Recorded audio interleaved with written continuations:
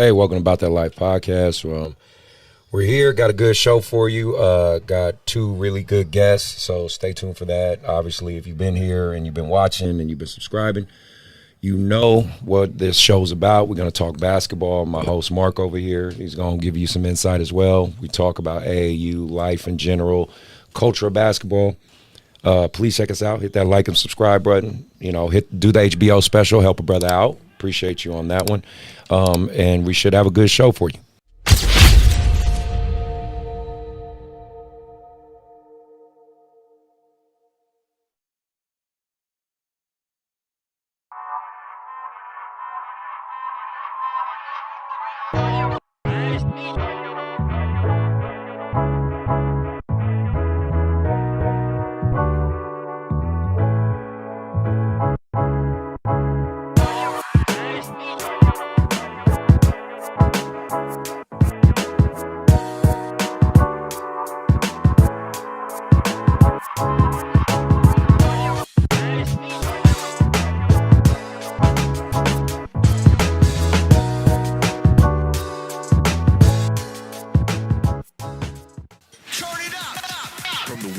Phoenix Fitness 24/7 basketball facility in Rockland, California. It's Bout That Life podcast with your host, Coach C.Collins and Coach MJ.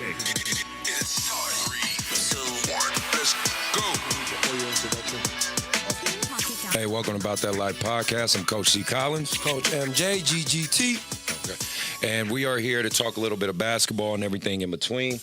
If you've been rocking with us from the beginning, we really appreciate that. If you've been sticking with us for the long run, really appreciate that. Obviously, again, do the HBO special, help a brother out. We really appreciate it. Help us out in the YouTube algorithm. Help us out on the audio algorithm. Got a great show for you. Got a WNBA legend. Also have a director and AAU director and coach and a good friend of mine. So hopefully you guys enjoy it and enjoy their perspective. Mark, anything you want to add to that before we move on? I'm excited. I'm excited for this one. Okay, perfect. So, real quick, shout out to my sponsor. Shout out to Dr. just best shooting machine on the market. If you're looking for one, tell them About That Life sent you. They'll hook you up with a discount. They have the Rebel. They have the All-Star. They have different models. The home version is really obviously popular for those who want to get their shooting machines at home. Because the reality is, if you're a basketball player, you got to get shots up, okay? And then, of course, if you're looking for rec-level basketball, AAU basketball, good competitive tournaments, go to Hardwood Palace, right next door to us. They're a good sponsor of mine as well, and they actually do a really good job. So whatever level you have, if you want to introduce your son or daughter to competitive basketball, go ahead and check them out. They're right here in Rockland, California. Really good organization. The guy that runs it, his name's Steve or Grant. Tell him About That Life sent you. They'll hook you up as well. So without all that out the way, let me get to my guests.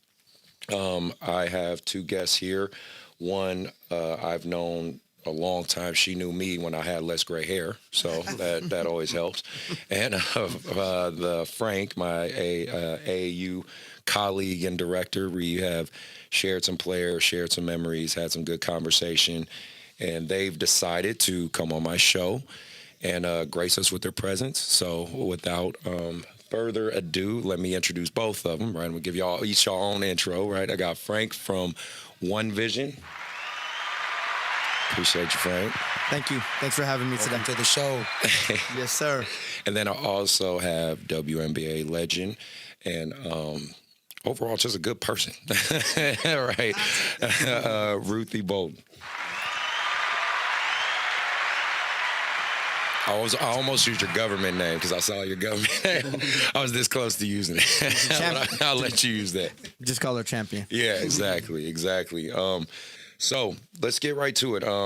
I'm going to introduce both of them. You guys, again, correct me if I'm wrong on anything, right? Obviously, Feel free to jump in. I just always know some people don't necessarily like talking about themselves, so I just jump in and do it right now.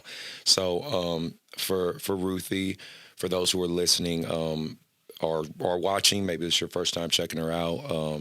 I know everyone in the Sacramento area pretty much knows who you are at this point.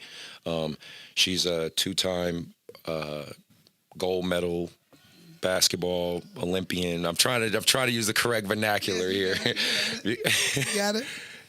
And then you went to college at Auburn. I played right? Auburn University. All 4 years, correct? All 4 years. Yeah, and then also she has basically been an ambassador for basketball. Again, we were talking before the show started for like the last 15, 20 years.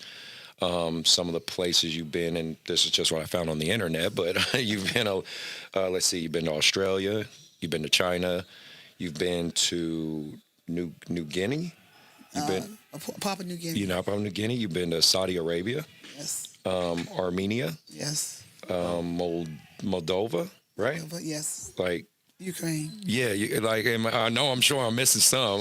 You've been to Germany too, correct? Many times. See, like she's traveled. Yeah. So she is definitely an ambassador of the game, and please feel free to look her up. Obviously, I'm going to have links to both you guys in the description. You know, I'm going to have links to your podcast, or I'll mention your podcast and getting that when you start that up, and then also any social media accounts or anything. I'm going to make sure that's linked into the description. So, Frank, for you, obviously, I'm going to let you speak on your basketball background.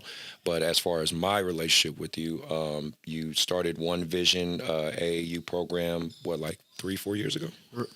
Pretty much right around COVID time. Okay, yeah. And then you've been obviously active in that for a while. You're from the Bay Area, like myself, San Jose, correct? Correct. Okay, and then you've been, like I said, you've been pretty active in the AAU organization. What's your basketball background, if you feel like talking about that? Sure. Interesting in the sense, I went to James Lick High School. Probably the most biggest athlete come out of there is Jim Plunkett, quarterback for the Oakland Raiders. Nice. Definitely was in our Hall of Fame, and I didn't know about him too much when I was at school, but he was up in our Hall of Fame. So high school was very interesting. I don't have a lot to say about it other than I think I scored 6 points and probably played in about 7 games total. Something crazy in my mind got in there early and said, I remember senior year, it was our exit interview. Coach Ibarra pulled me in the office and going through the kids. And he probably thought this is going to be quick. I mean, we can get this kid out of here, a 3-year bench warmer. We're just going to go through the formalities of everything. And he said, Frank, what are you going to do after high school? And I just kind of sat there for a minute and pretty quiet in high school, not really having a voice at that point in my life. I just sat up in the chair and I looked at him and I said, Coach Ibarra, I'm going to go to college. I'm going to play basketball in college. Nice. And he looked at me, I kid you not, smiled and then laughed and stood up. Mind you, this is 1992, so coach's demeanor with players were a lot different. A little different. Yeah, so he stood up and patted me on the top of my head, and he said, there's a lot better things to do in life than play basketball, Frank. And I never forgot that because it was at that particular moment I took that in as I was leaving the office, and I said, you're the last person that's going to tell me what I can't do in my life or make me feel the way he did. And lo and behold, I was running around, went to the Air Force, a couple crazy girls got in the way, a little bit of life right after high school. Funny how that works. Right? Yes, but I was 21 years old. Midnight basketball became a popular thing in my area. Actually, at James Lick, it was 10 p.m. to 2 a.m., which is, you have to be a diehard hooper. You hooping at 2 a.m. On a Friday night with about 3 fans in the stands. That sounds like fun. Yeah. That sounds like fun to me. Yeah, I mean, you're a true hooper then. Because I don't even think, I couldn't even get my family to come watch me at 2 a.m. And gentleman by the name of Mike Allen played at San Jose Christian, is now, played overseas, All-American at this school. The San Jose Christian is now Jessup University. Okay. So before it was Jessup, it started in San Jose. The school is so small. I lived there my whole life until I went to this open gym. I just didn't know it existed there. So I'm in the Midnight League, and after practice, Mike goes, hey, man, we have an open gym on Thursday. Do you want to come? And I'm like, what, college guys? He said, yeah, the guys on the team, they should come out, man. And I was like, I'm just in my head. I'm like, man, I don't know, man. That's a whole nother, I've seen my friends went to college, but I was just like, I don't know. So I go over there, it's an open gym, and God must have been on my side that day because I couldn't miss. And so we go through this 2 hours, and I remember just like any other good day in open gym, I was just like, I felt good, man. That just the purity of basketball. Yeah. There was hardly no people in there. No pressure. And it was just people just hooping with their blood and sweat and heart. And when it was done, we took our shoes off, and I had learned by now I didn't have my first pair of Nikes till 17, so I definitely never wore my basketball shoes outside. I put my regular like Payless shoe source, like just walking shoes that I had. I put those on, and my friend said, "Hey, the guy in the corner over there wants to talk to you." And I'm like, I see a little white dude with glasses, and he looked like a scientist. I was just like, I said, "Who is that?" He said, "Go over there, Frank. Please, just walk over there." Okay. And so I walk over there, and he goes, "Hey, I'm just curious, man. What do you play at?" And I said, Around. Cherry Park is somewhere that's famous in San Jose, like for outdoor hoopers. Like, and I knew if you could get on the court at Cherry Park, that means you were somebody in that area.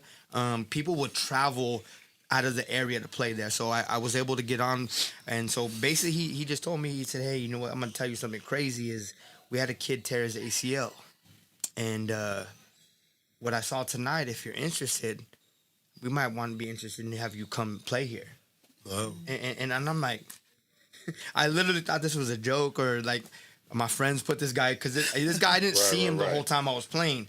And he goes, "Are you serious?" He's like, 10 o'clock tomorrow, come to my office. It's right here. And he said it's closed right now, but come at 10, just go to the administration. They'll show you where I'm. Coach Skinner out of Michigan. His favorite coach was Bobby Knight. That should let you know what kind of coach he was. Nice.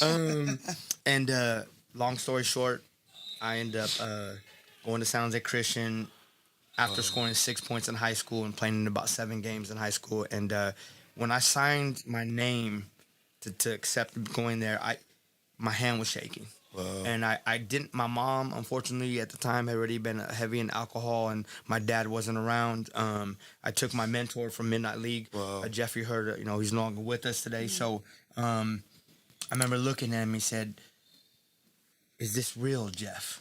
Like, I'm not dreaming?" He said, "It's real, Frank." That's dope. And I played there for a year. New coach came in and transferred to Simpson, which is in Reading. And unfortunately, my mom got ill, so I had to stop after that year. And then after that was done, I thought I was done. Ended up going to Canada because my coach that sophomore year at Simpson had got fired. He went to Canada, I guess, sent film out to coaches out there. This is how long ago. I'm gonna date myself. I was in Canada 3 hours outside of New York when the towers were hit. Wow. Now, unfortunately, that was a scary time that the world wasn't ready for. I was at a gas station a few days after that, and I hadn't shaved because I was poor, a poor college student. And the gas attendant says, "Man, you kind of look like those guys on TV." And when he said that, that was a whole that was a whole different level. So I just said, I caught my grandmother, old school Latin lady. She was like, basically in other terms, get home. It was get back home. And so it kind of ended there. But to suffice to say, it was kind of like a Disney story. I was able to start in college. Our sophomore year at Simpson, we went all the way to the national title game in the Christian college. Simpson, I don't think has ever gone that far since then. I started the last 12 games there. Nice. And here I am on the podcast. Very cool story, brother. Very cool story. Nice. And then, Ruthie, obviously, I'd kind of be real. You have a lot of basketball resume, so I wasn't going to go through all that. I don't go. No. I was going to tell people, just look her up, man. She's got a lot.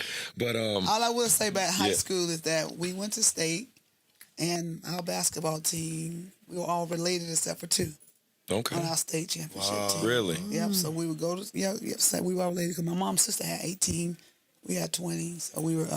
Wow. Yeah, we were a B school. Right, We were so small. My graduating class was 25, and real small school. And you won state twice? 6A schools didn't want to play us. Wow. So that's the highlight to remember about my high school. Yeah.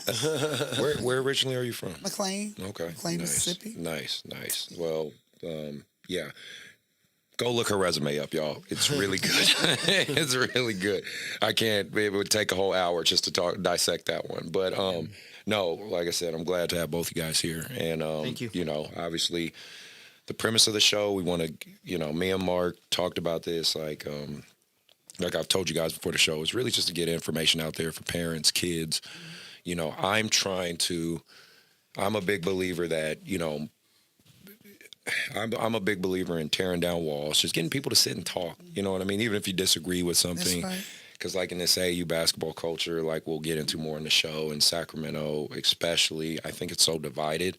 I just try to be a beacon of Exactly. something different, of just like, hey, okay, if you don't like what I do, just sit down and talk to me about it. And then we can both come away, better. You know what I mean? So, and of course, I love people's stories. Like his journey here in this, like I love hearing those type of things. You know what I mean?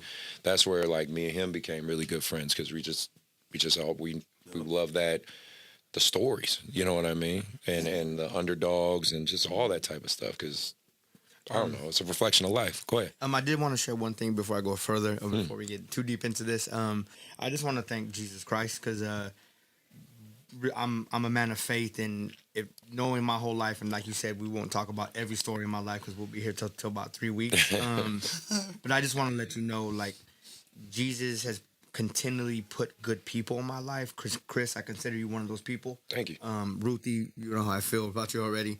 I'm just so grateful to be in this position because I know nobody expected this. My family, teachers, people in my life. So to be sitting here in the presence of greatness, and I consider all of you great because you all have stories and backgrounds that you've come from. And to be here today is a tremendous honor. I just want to let everybody know, without Jesus, I really wouldn't be here. Oh, nice. Amen. Amen. All good with to that. Well, then, let's get right into it. First thing, obviously, I want to ask you, and I ask this of all my guests. We all know AAU basketball. Ruthie, I know you've coached briefly and things like that, but I'm sure you see it, all over, right? What's your guys' overall take, good or bad? Just an overall general overview of AAU basketball. I'm gonna go first, and I'll let you finish. I'm just gonna be. Okay. I think obviously it's I coached for a little bit, but I'm gonna give. I would say AAU basketball is from one angle is great. It gives a lot of opportunity to play, and the opportunity to otherwise they wouldn't get. So I think it's a good thing. Mm-hmm. I think to me, when a lot of parents ask me, I think one of the things that I think they have to pay attention to is making sure a lot of these players play AAU, they want to make it, and they just play games and games and games, and all of a sudden they get lost in the shuffle because they just play games and they didn't get really good development. Mm-hmm. And I've had parents just say, "Oh, we spend so much money, like I couldn't, they couldn't afford it, but they would spend every dime they got." So I just said, be careful about that, but make sure you maybe spend some of that money for individual development, depending on where they are. Mm-hmm. And so that's what cut and dry. I think it's great opportunity to play, and then just don't get so caught up in just trying to be at every tournament. You gotta make sure that the kids get some individual development so they can get better, and they don't all of a sudden wake up like, I never got better, I just played games. Mm-hmm. So that's sort of my take on it. No, great. What do you think? What do you got, Frank? Yeah, okay. I was gonna say, feel the same way. I think it's great opportunity for kids. I know when I grew up, it was hard to get in a gym, just in general, like open gym, anything. Mm-hmm. I do feel that. But with that being said, I think the one thing we've taken away from kids, kind of like the cell phones, is we've taken away their creativity. Would like to say to create their own lane in life. Because out on a park, and I'm sure you played plenty of games in a park. Yeah, of course. You really had to prove and earn things. And I think now AAU, we give kids so much so fast. I think they've lost it. And their sense of entitlement is out of control. We're going to get more to that. With kids and parents. So I just feel like as much as it's great that they get the exposure and to do certain things and travel and things that I never did at their age, my days at the park really just taught me. Those skills I learned there, I still use today because I had to literally earn my way just to get picked to be on that court because it wasn't so many AU tournaments. It was the one court everybody wanted to be on. So you had to prove to everybody that you deserve to be on there. You start off on kind of the rec court on the side, and you work your way up to the NBA court. Right. So that's the one thing that AAU's kind of lost, and so it's a 50-50 thing for me, but being a director and part of it, I try to be different in my approach, and development's huge with me, and even mental health is huge with me. I really just delve into the mental health aspect of the athlete, because my equation is if you have a car and it has no gas in it, like a gas car, how is it going to work? Yeah. It can't. So if a kid comes to you and he may look great on the outside, but everything inside of him is broken, how is he going to perform and produce the way you would want him to, or his parents want him to? So, it's a double-edged sword, but I'm torn when you ask that question. There's good and bad on both sides. Yeah, of course, and we'll dissect that little by little throughout the episode. So then, let's narrow it down a little more on that. Ruthie, this has obviously coming towards you. You know, you've played college, you played high school, you've played professionally, and you've seen the evolution of the game. Period. You know, on the women's side, in particular, is what I'm speaking to. You know, what do you see from watching that? Again, as someone like I say, the term godmother of the game. Like, you know, you're one of the people that help put it in the stratosphere. What's your overall look of the women's game today and things like that?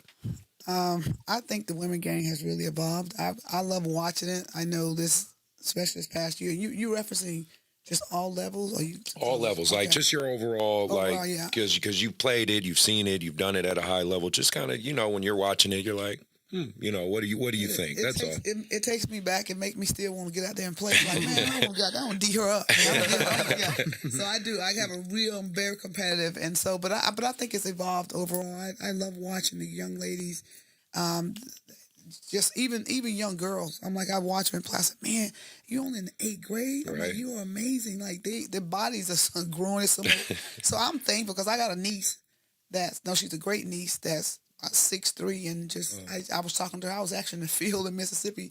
Her mom, which is my niece, stopped by, and I said, "Listen here, the future is yours." I said, "But you got to put in the work." Yeah. I said, "They saying you good, but if you don't really make it a sense of, if you don't make it, I would say if you don't commit, cause maybe her mom taking her to practice. I don't know how much she loves it. Because you get to the point you'll just be good. So I think overall the opportunities there. I think like say AAU is not. It's a good opportunity to get seen, get exposed. These girls, you know, and then going on to the college and to the pro. So the game overall has evolved, and I love watching it. And like I said, my daughter, she's on 14. She's starting to like basketball, but I think it's evolved, and I'm happy to see it. And it got a ways to go, and I know we talk about the financial aspect of it, but it's getting there. Yeah. I know when people ask me, "Oh, the girls don't make what the men make." I say they make a lot more than I made when I played. So it's moving forward a little slowly, but I think it's a season. I think people starting to say, you know what, the women game is great. And so now when you see like these college players, which, you know, just played LSU and Iowa, these type of games, now you got this little 8th grade or 9th, 10th grade say, you know what, I can see myself there. So that's what I like about it, that one of these little girls can say, you know, I got hope. And so giving them hope to just persevere and say one day I can be there too. Nice. And then, well, it's funny you mentioned that because I was going to say, for your kids, have they had any interest in basketball? And like you said, your daughter might have a little bit. So if she, how would you navigate that? I know it's kind of a sidebar conversation because like what I call legacy kids, right? Because like I had Andre Stojakovic on my show not too long ago, and I told him, I said, you're what we call a legacy kid because your father obviously was in the NBA. Obviously, you being who you are, your daughter, if she decided to really go and play basketball, how would you navigate that? You know I really, even if she didn't play, I see her better than what she thinks she is. She's playing volleyball too, and she said, I think I'm just going to play volleyball. I said, I hope you know you got this. I said, so I would watch their games when she was in the 8th grade, early in the 8th grade. And she said, I didn't play good. I didn't score. I said, but you rebounded. You took some shots. And then she'll play another game. I said, you improved. But she didn't believe me. And finally, I said, I'm serious. I see you getting your hands on the ball. You're getting yourself in positions, play defense. So when they finally played, they actually won the championship. They beat the same team and had beaten them before they beat them in the championship. Nice. I said, I told you, Hope, you were making progress. You didn't realize it. I said, I know a little bit of something about basketball. but seriously, I just said, I said, you need to get your feet heavy. So I coach her. But I will only take her to the gym when she wants to go. Okay. She said, Mom, I want to go work on my shot. I need to do some push-up and get stronger. So I'm letting her lead and not making her, but I will. I want to work on her body in the shape, jump rope, push-ups, sit-ups, burpees, and that's the part of that's mental toughness. Yeah. Just a little bit, something. But Yeah. She's in great shape, by the way. Y'all couldn't see that. She's in But great listen, shape. but I don't really, on a serious note, I just want her mind to be right. Yeah. And her to have good character and not to quit and give up. Yeah. I said, I wanted to be the right reason to walk away. So you're not because you're afraid, oh, I'm not good enough. I said, no, you fall flat on your face, get back up. So I'm trying to teach her that inner tenacity, just like, you know what, it's not just about whether you quit basketball or not. Like, be the best version of you. That's really my concern. How do you be the best version of you? If it's in basketball, great. If it's not, I'm okay. And it's really cool you mentioned that because that's something he's big on is the mental component. He trains, so he speaks. Yeah. So that's kind of our counterbalance. So I'm like the AAU coach, director. He's a trainer, you know what I mean? So we speak from that aspect, but he's big on that. And I want to add that in. I actually go next month into China. And so the China, they are so organized. You know, they were talking about, we need to know everything we're doing. And so I'm like, I said, okay, so I was doing a Zoom in my car. I said, okay. I said, well, we're going to do this and do that and do that. So I started telling them, I said, I like to spend time when I first get there, not just throw the ball out. I like to say, hey, why do you play the game? Yeah. Why do you play? And just say, you know, and try to get into their mind. They be like, oh, my God, it's amazing. Because that's so important, especially these days, to figure out in their head and spend time getting to know something about see if they'll open up with something about their home. You know, I'm just saying so you can get their mind right and just be there. So I definitely think the mental aspect is huge, especially in this season. One question I wanted to ask you, just from, because I have a lot of my clients who listen to this show, and I always like to ask these questions when we have former athletes, is I always like to talk about a blueprint. Everybody has a different blueprint. For somebody like you who, like, I didn't know, like, from your background in high school, the small town, and you going to Auburn, and then doing what you did in WNBA, what, for somebody listening, a girl, or even a boy who really has that drive and really has this dream, because as you know, like I said, I have clients who, they're talented, but they're not obsessive. And then I got the other kids who don't sleep. Like, they're in the gym where I got to tell them, like, hey, man, you got to take a break. But I like those kids. For you, what did it take for you to become who you became? Listen, we would need another show to go into the details. But I will give you sort of, from a family of 20, 16, listen, I was so relentless and hungry. I was quiet, though. My older sister, I didn't sleep. My twin brother took all my words. But I would get out there and climb trees and jump fences. I'm talking about I could play with the best of them. And so if I'm going to train a group of kids, I said, I want you to know my why. I want you to know what behind these gold medals. I didn't just wake up and just start playing. I'm talking, it was tough. I would compare it to my sister, who was a superstar. She was phenomenal. She played similar to Cheryl Swoop. She could shoot. She had long, wide arm span. She was really good. And so I was playing in her shadow. And so her talent was transparent. Mine was sort of a little bit hidden. My dad said, and I wanted to just say, you know what, maybe I shouldn't play. Maybe because I wasn't recruited. No colleges wanted me. Really? The only college was going to give me a chance at the school that she went to. And they said, well, I wouldn't play in my senior year. I wouldn't even make the travel team. See, a lot of people don't know this story. She flew on a private jet. And you know how I got there? How? On a Greyhound bus, sitting there, listen, with a bad shot and a bad Jerry curl. You go back to archives, my Jerry curl was hideous. But I'm serious. But what I had was this. I was like, I want this. And I remember over 30 years ago, my dad said, you know what? Hey, you can't worry about what people say about you. He said, you give your power away. If you walk away from this, he said, this may be the most important ride you ever take. You're right. And I was like, okay, so I get on this bus and I go. I'm sitting there scared and just like, oh my goodness. Like, so I go and, I get to Auburn and end up starting my freshman year. That's crazy. The coach said he thought I was the blueprint. He said she put in the fucking work. Seriously, she said he couldn't believe they were trying to discourage me. So because they didn't think I could play there at all. They said I was totally different than my sister. And they meant that, but I came anyway. And he said, she either got faith or she crazy. Because how many more ways can we tell her that she is not going to play? Hey, you bet on yourself, right? Yeah. I said, I came in, I said, you know what? So if the coach said do 30 push-ups, I did 45. So I always challenge with some of the athletes, the young girls, even boys. I said, listen here, it wasn't easy for me, but look at fast forward to be able to stand on that podium to be a gold medalist and knowing I almost quit. I said, my why is that my passion. I wanted it so bad. So I always challenge them, where's your passion? Like, your skills, you get letters, you'll get recruited. I didn't. You have a lot more than I had. But that grit on the inside, nobody can touch that. And so, I love it. in a nutshell, that's sort of the Yes. blueprint. Is that you know Yes. what? You know your why, you know your way. Yep. You lose your why, you lose your way. So Very good. know what that why is. We're gonna Thank clip. you. We're gonna clip Thank that. you. We're gonna clip that. Yeah, we need that. Make that a reel. And we gonna get that out there real good. I That's like gonna that. go viral. Yeah, we're gonna do that one. And I think in an era of social media, to just piggyback off Yeah, her, yeah. is you have to learn as an athlete to turn all the negativity into fuel. Yes. Because like the coach, growing up in a Latin family, I mean, literally like 11 daughters my grandmother had. I was the first boy in the family. Nobody played sports in the whole family. I was the first person that even thought about playing a sport. Right. And why did I pick the sport that Mexicans usually don't play? Yeah. You know, like I was gonna say something a little racial. I was like, why not soccer? But No, you know, and so my grandfather's like, I remember him asking me, he's like, why are you playing a game? You will never make the NBA. That's what he said to me. And I said, because you love it. I just love it. I I don't know what I did at 14. I couldn't answer like now, but I said I love the game. And every time somebody told me I couldn't do something, a term I use now is I keep receipts. Yep. And I remember when I'm doing my workouts or I'm shooting and no one's watching, I was like, I knew then it was that all that negativity pushed me. That when I got to Simpson and he tapped me and said, let your family know you're starting tomorrow, I started crying because, and he said, you're the first kid that cried when I said you're starting. And I said, Coach, you could never imagine how hard it was to have a coach believe in me. Wow. And for you to say that today, Yeah.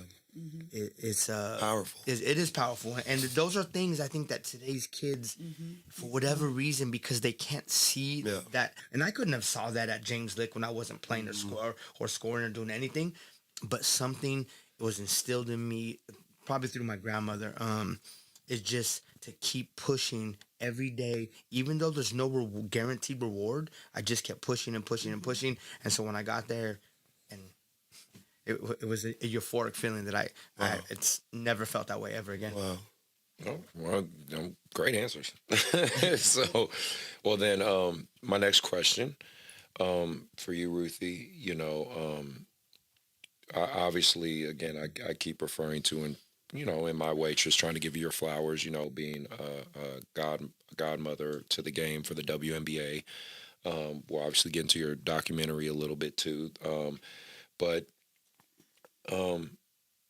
What do you see now? You know, we talked on the grander scale. What do you see for the culture of Sacramento basketball? You know, women's and guys, and Frank, obviously you can speak on the boys' side as well. But, you know, obviously we spoke about the broader sense. Now, you know, just trying to narrow it down to our city. You know, what do you guys see for the culture of not even just AU, just the culture of basketball in general in Sacramento, the area? Maybe some good, some bad points. Just what do you guys see? Well, I'm gonna go first real quick. The bottom line is that we need a WNBA team back here I agree with you for the on that. girls, and I know that I see fans all the time. When are we gonna get a team? When are we gonna get a team? Yeah. I said, I don't know, but we should, because Sacramento is a great location for sports. I agree. Just, you know, and I just really, for the young girls, and it's so important. And let's be real. I'm sorry to cut you off. I'm just saying, but basketball in Sac has been up this past year. Let's be It has real. been, yes. Mike Brown, what he did with the Kings, amazing. The Sac State women's team, Yes. they went to the March Madness. You know what I mean? And I think they won the Big Sky. And Sky, yes. like the men's side of it with Coach DP at Sac State. We just had Zach on the show. Like, the basketball culture The culture's is moving up, right? I totally agree with you on that. Yeah, it's definitely moving up, and I think it's great, and from all aspects. So hey, we gotta. I think we need a big 3-on-3 tournament, and something like the city. Spokane, Washington has one, so I think Sacramento. They've been doing it. We for used to like, do Hoop It Up. They used to, but they don't do it anymore. We need to bring but it back. Yeah, It's a I agree. good time for it. But no, I think it's great, and like I said, with Sac State doing an amazing job now, and then the Kings was phenomenal watching. Yeah, I them. know, right? So it's just so hopefully we can get a team. I hear some conversation about it, but hopefully it's the time is now. Yeah, I agree. What do you got, Frank? Okay. First, before we get into the men's side, I'm gonna say I really think we need to do a better job of celebrating the female athletes in our sports world today. I was sad when I mentioned that I connected with Ruthie recently and started asking people if they knew who she was. And basketball people were just like, I never heard of her. And for me, I was like, that's a problem. Yeah. Because I know she doesn't, like she said, even when I met her, she didn't lead with her gold medals or the Olympics or Auburn or all that stuff. She led with her heart and her passion for Christ and helping people and using the platform to help people. But I just told her, I said, the world has devalued you for some unknown reason. Like if when LeBron retires or Curry retires, people will still remember him. They'll still be in mainstream society. So I said, we need to learn how to empower the women that are playing currently too, but especially when they're done playing, because it's like you sacrifice so much with your family and everything else. And you guys know that with what you guys do. And then you finish and then, oh, you can't do nothing for me. You can't make me money no more. So I'm not really that worried about your well-being. To me, that's just terrible. And I know she doesn't probably care that much about it, but I told her, I said, you can be good cop, I'll be bad cop. I'm going to let the world know that I'm sitting next to one of the greatest women players to ever step on a court. And the fact that she says, I want to work with you and do things with you, it's so humbling. Words don't even do it justice. That's what's up. To be quite honest. And so, with that being said, the men's side, like I said, I played the game, I'm sure like you did, and probably you did yourself, simply because I loved playing. At 49, I still hop on a court. And what am I playing for? There's no more scholarships. There's no more scoring games that I need to worry about. Yeah. I put all the Bengay on and I get into the sauna for 20 minutes before I play. But to me, even if I'm limping after, it's just the feeling of playing basketball. And I think we've lost that because on one side of it, they're so exposed to so much of it and so many ugly things that come with it, that their focus is not even on, hey, like they'll lose a game. Me, when I used to lose a game, I couldn't sleep for like a couple days, like thinking about that game. And them, they lose a game. We had a kid, and we won't bring his name up because we both know him. We just beat him, and him and his mom. I'm going through the post game talk, and then I get a tap and said, "Hey, a kid on the other team wants to play with us," and I was like, "A kid we just beat?" Yeah. That's how it works. And literally, his mom started giving me the spiel about why and all this fake love, as Drake would say, about why he needs to play for me. And I just said, wow. I said, if I lost to somebody, I don't care who it was. The thought to join the team doesn't go in your mind. I would not want to see that person for at least a couple of days. So and it just let me know that we've done something wrong when kids don't value the competitive edge, because you need that competitive edge to survive in life. Yep. And when you lose that because we've afforded them, we've empowered them and entitled them to things too fast, the purity of the game is gone. And that's the part of the game that it saddens me that kids can lose or whatever, and they know they have 3 more games and games the next day, and they play on 5 teams, and I'm just like, I actually do this, and I know it's not a popular thing. I said, hey, you could play, but if you're playing on 2, 3, 4 teams, you're probably not going to last with me. Yeah. Because I'm not going to be begging you to make a choice between me and 3 other teams every single weekend. And so my philosophy is very simple.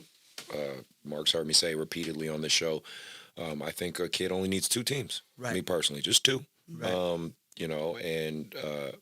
Like what we've done, collaborate and stuff. I wish more organizations would do that, but okay, if organizations don't want to talk and work together, that's fine. But I think 2 is just fine. You know what I mean? Because most likely that kid's going to have a different role on each team, gives them 2 different voices, challenges him mentally, him or her. Oh, I'm saying him a lot because I mainly coach boys, but to know 2 different systems, 2 different IQs, I think that's enough. You know what I mean? When these parents do like 5, 6, 7 different teams, it gets completely out of hand. And I want to ask your name again? Mark. I want to ask Mark from a training side, because everybody and their mom is a trainer now. Like, I mean, I guess if you watch enough YouTube videos, you could throw trainer after your name. What's your feel? Because kids are jumping from trainer to trainer to trainer. Yeah. And I say this a lot. I just had this conversation with a parent. I feel like there's I like to say player development coach. Me personally. I like that. Because like you said, you can go on YouTube. And I've told this to a parent. I was like, you could actually go on YouTube, Google drills, train your son, but like I said, like I played professionally overseas in Southeast Asia for 4 years. I went JUCO, busted my knee, came back. And what you were talking about, that how to teach or use life experience of having a relentless mindset, or because there are still a lot of coaches, especially in the area that I live in, who they like basketball. Of course, they love basketball, but never, and I know this is also a soft topic, but a touchy subject of like they've never played the game. And so I wear a badge of honor of knowing the things that I've been through playing the game, but I also study the game just like you do. So I'm a nerd, I'm a basketball junkie, but you can't take away what I can bring to a child who maybe, and that's why the parents look for certain trainers or certain coaches or mentors to where it goes deeper than the game now. Why, like you said about the why. And that's what like I said, I'm big on mental performance. So for me, what keeps a lot of kids to stay with me and not necessarily, which I don't really care because I don't have an ego if they work with other trainers because I collaborate with other trainers. I feel like the kids that stay loyal or with their trainers is because it's not even about the basketball. Like they can actually open up to them. They can have conversations with, they can hang out with them. That's when the trust comes. That's how you develop a player because they're willing to do anything for you. And that's what I've learned, me personally, because like I said, I'm in Dixon, back of it. I don't got no 6'9", 6'8". And so with the kids that I've worked with, it's been strictly mental. I got kids from Davis and Winters and Woodland. So it's like, that's all I can really bring to the table to help them. So to me, again, like I said, I think that's the biggest thing.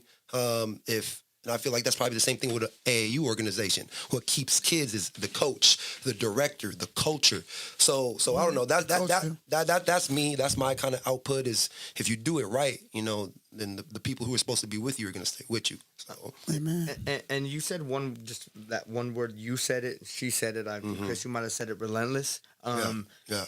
How do you coach a kid that's not relentless? When I'll go back to, I moved to Portland for a year. Like I said, girls it will make you do crazy things.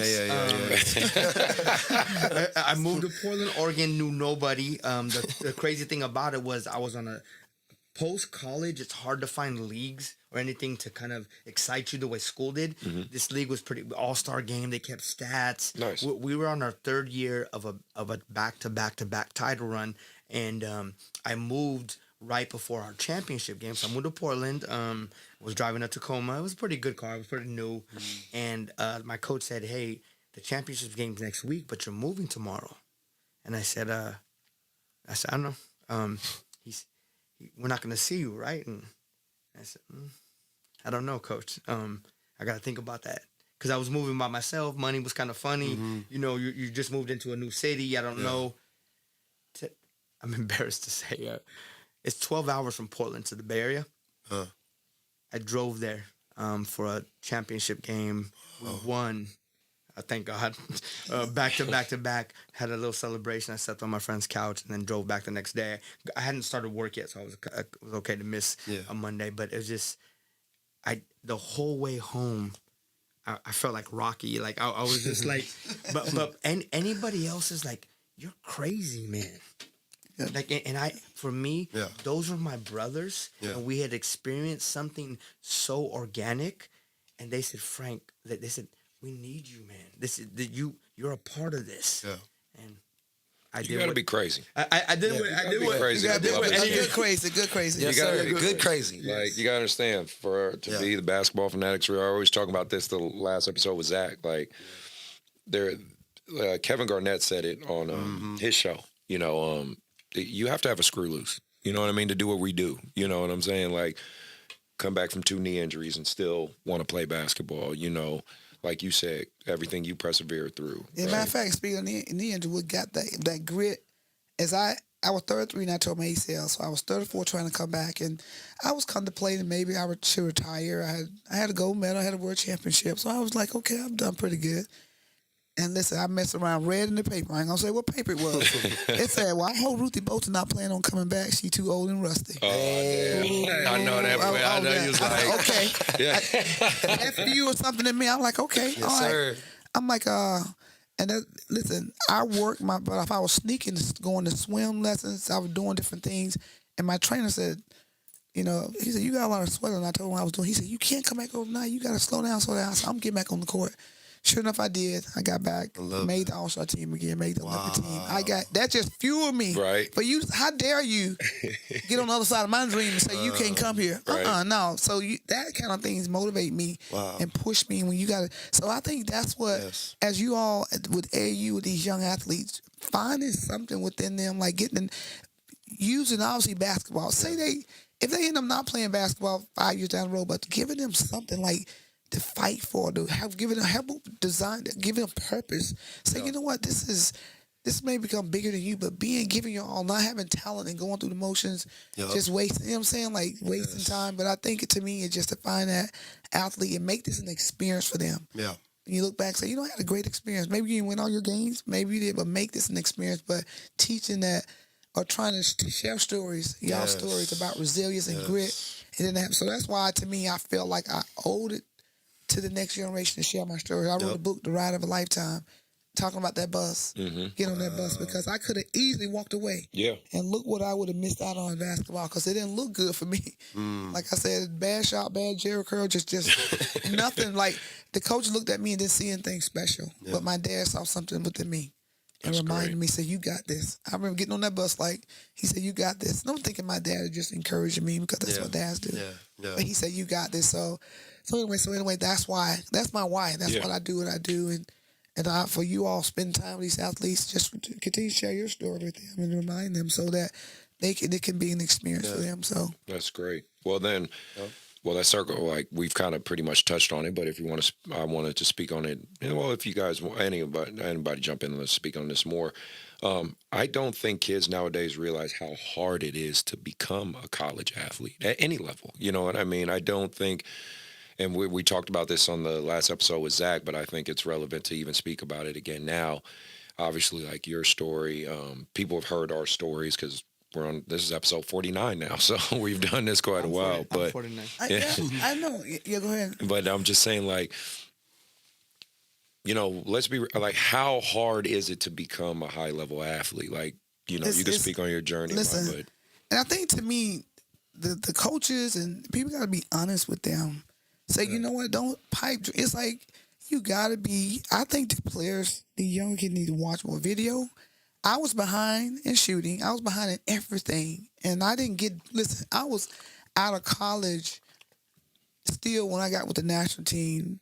They got me because my grit, my defense. So she said, "You gonna play?" But she said, "You got to start making some shots." Well, key word, like you said, defense. At least I was playing. I had defense. She said, "That's gonna keep you in the game for a while." She said, "But you got to make some shots." So I started having to make 300 shots every day after a 3-hour practice. Wow. Listen, I had to start doing that. So trying to I wanted to play. So that's what it took. And so I became. She said, "I don't know what happened to you in college, but you're gonna be one of the best shooters in the country." Wow. I was like, okay. But this coach, Tara Vanderbilt, was such a great coach for me.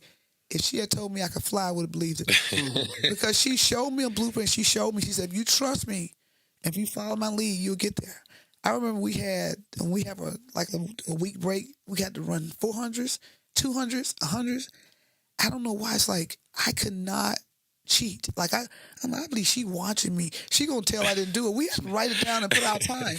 We had to jump rope, for 5 minutes. So when I got back, I said, "Listen, I could not," because I feel like she was watching me. But to me, that what helped me get better. She told me the truth. So you attribute a good amount of it to the power of having like a good coach in your corner. A good coach that tell you flat the truth. You got to be honest, and you got to care enough about them. You got to give them some tools and just like, you know what, slow down for a second.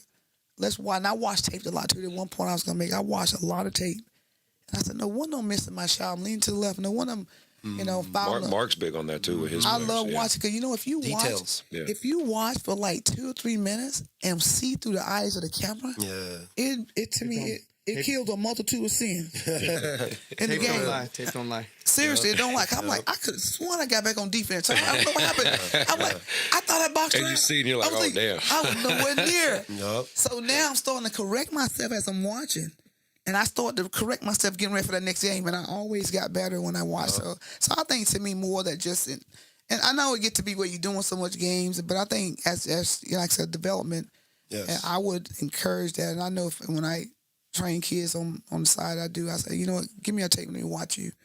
And let me watch. I want to watch the good, and I want to watch the bad. I want to watch the whole game, and I want to give you some, just, offensively, if you just spacing could help your shot. Yes. Just correct things. So definitely, it's and I know it's very tedious, but Yeah. to me, it's going to help these athletes know that these young kids that they can't. It's not going to happen overnight. Yeah. Can I ask you then, like, especially with your journey, because I know you mentioned your dad and things like that. Sounds like your parents were encouraging, right? But obviously, I want to say today, parents, I think we have the opposite effect. I think parents are sometimes overly involved. Like, did your dad and your mom just let the coach do their job? Yeah, or were they... listen, my dad might have came to one game. Okay. And he didn't. They was back then. He didn't have time. My dad was a minister. He pastored churches. He was going along. Yeah. But he gave us some words of wisdom. But I think now, and I was thinking about that as y'all was speaking. How do y'all deal with the parents? Do you think the AAU? No. Do you think they need to have more training on parents? How long do we have? Yes. No, like listen, that's if I ever get asked that, I say you can't live your dream through your kids. right. Yeah. And sometimes the parents act more immature than the kids. I know we want to win, but you outside fighting at an event. It's ridiculous. If you come to Hardwood sometimes on these They weekends, need to sit down somewhere. I'm glad you said it. See, I'm glad she said no, it. listen. What about whistles? I used to wear whistles around my neck. I'll blow the whistle. I need to blow the whistle. I'm glad you said it. No, because it's ridiculous. Like we're teaching more. If you got out there fighting and acting fool because of games, like these kids. Yeah. This is. I know now because I'm way in the future. I would play years ago, but this is bigger than basketball, and you're teaching so much, and you out there arguing. So it's like my dad. Listen, we came home. And if somehow we said the teacher this now, he said, you know what do you do? We got in trouble if we came home and reported that if we did something. So it was harder back then. I know it's a different culture, but they need to, I don't know, AU, whatever, need to give some pamphlet for the parents to learn how, they have to watch this, for their kid to watch something, but they need to just be, and some of them don't know. I know. No. That's the crazy part of what I deal with. They don't know, and so just like, okay, if you get a group, and get all the coaches together, all the parents, say, hey, let's talk about this and have a session with the parents, the do's and the don'ts, bottom line, and I think that, to me, 'cause a lot of them like, oh, okay, I didn't know. And I was going to say, excuse me, that point, that we actually, for the first year, we have a player contract, which is pretty standard and for a lot of programs. Yeah, code of conduct, right? Yeah, but we also have a parent contract. Nice. And that my admin, Rebeam, she designed that for me, and it lets the parents know if you want to act a fool out there and you want to just get crazy, but pretty soon you're not gonna. You won't wait for the director of the tournament. We'll tell you you're not welcome in the gym, like around the team, because we don't need our kids seeing that's how you respond when things don't go your way. So I agree when she did that. I said, man, this is proactive. This is different. This is what we need, more of these things to help the coaches, because we can't see everything. And to kind of go back to your last question, Chris, what you asked, Ruthie, I'm worried about today's player because I think, and you know this, and you know this too. All of us know this. When you're chasing something great or something people around you haven't done before, it's lonely. Yes. You find yourself, I would be at a gym, all my friends would be at parties, chasing girls, doing things, and I literally would be working and trying to get my left hand better and working on my pull-up mid-range and just doing everything I could, so when that one opportunity came, I was gonna be ready. And I remember my mom asking me, I was about 17, I hadn't had a girlfriend yet, and I'm gonna say nothing against or people of that like the same sex. The LGBT community. Yeah, the LGBT. Yes, nothing against that. But my mom, and it was 91. She asked me. She said, "Are you gay?" I'm in love with Wilson. Yeah, and I said, "No." Why would you say that? And you've never brought a girl. You've never went on a date, and I just said, "Mom, I love Spalding and Wilson. Between school and basketball, and I wasn't the best student. It was like I was that relentless in what I wanted. It was my dream. It was my vision, my passion. I like to tell kids this: do not expect anyone to pay the price for your dream. Mm-hmm. And if you do, you're fools. You're foolish. That's fool's gold. Mm-hmm. And so for me, you're asking a generational of kids now that everything. Oh, I'll come over there if you bring my friend on the team. Yeah. Or we only do this together. We're a dual package. None of my friends. Not unless your friend's 6'10". I know. At least that's what I say. I'm like, he's 6'10", we'll talk. We'll definitely talk. But I'm worried because kids today do everything in 2s and 3s now. And I said, when you go into that college office and you, when Coach Skinner wanted to speak to me at San Jose Christian, he didn't ask me to bring my 2 friends with me. He said, come to the office. You come tomorrow. Yeah. And at that moment of truth, he said, why? And I said, I don't want to do anything else except go to school and play basketball. And that's it. And he said, those are the kind of kids I want in my program. Mm-hmm. And I signed, so. Very good. Well then, good stuff. I wanted to talk about your documentary. Okay. It's called Dream On, correct? Is it out already, or is it out? It came out last summer. Okay. We were on Good Morning America, but it's a 3-part series, and they talk about. Because I was trying to find it and check it out. I didn't know which streaming service or was on. I'll look some more or whatever. Because I wanted to see it. I saw the trailer. It looked great. So, and it just talk about just what we did and some of the things we did. What I would say the truth behind the goal, and it's really all the things we had to go through. Mm-hmm. So much at stake. Listen, so much at stake for us, and we were told every day, and it was tough. It was Tara Vanderveer was, I was used to it because I have my military experience and my dad team, so I'm used to discipline and the hardcore stuff. But there was a lot of girls wanted to quit.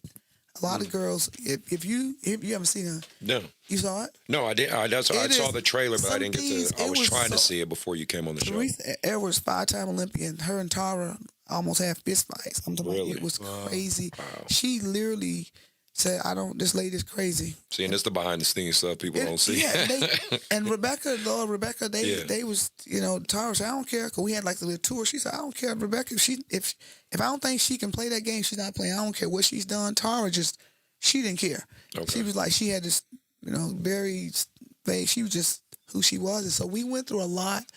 And so to be able to come together and really change the women basketball, we had to. You guys did. You had a great season. And it's like, so we had to come together and play and do, and we got on the court, we played together, but it was a lot behind the scenes. But that's what it took for us, because we knew the legacy. We knew what we were doing. And I know you guys have obviously walking your own paths, mm-hmm. Whether it be playing or coaching or whatnot at this point. But do you feel that created kind of a, what's the proper term? Hopefully, but like an unspoken sisterhood, like between you guys, and try to keep in touch every now and then. Because of course you're going to connect with others, maybe a little closer than others. But I just feel like I don't know what being a part of something like that is. You know what I mean? But I would think, or I'm just guessing and imagine, it's like an understanding you all have with each other. You know what I mean? It is. And when we were in New York and we were sitting around, we were like, wow. It just took us back. Like we did that. I'm like, it was a lot. And it was just, man, it was a reminder, like Teresa Edwards says, I'm getting mad all over again. But to me, the results ended well. It's like Tara did all that and you wonder, and I'm a fan of Tara. I like, it was so hard on her when you see it. Yeah. They were saying things about her, she was saying things about them, and even Gino from Connecticut was like, he didn't agree with a lot of things she did. Mm-hmm. A lot of the players did. And so Tara and I were real close. So afterwards I said, Tara, I was sort of getting a little bit upset seeing how they were talking about you. She said, listen, we wanted to go.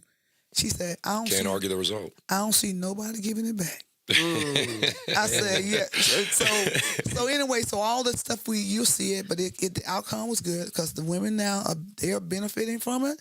We changed the trajectory of women basketball for sure, and to me, because I feel honored you guys were definitely the have- catalyst of Yes. making a lot of moves that, like you to said, have been part of that. And think about it, we had to do something different because we had lost.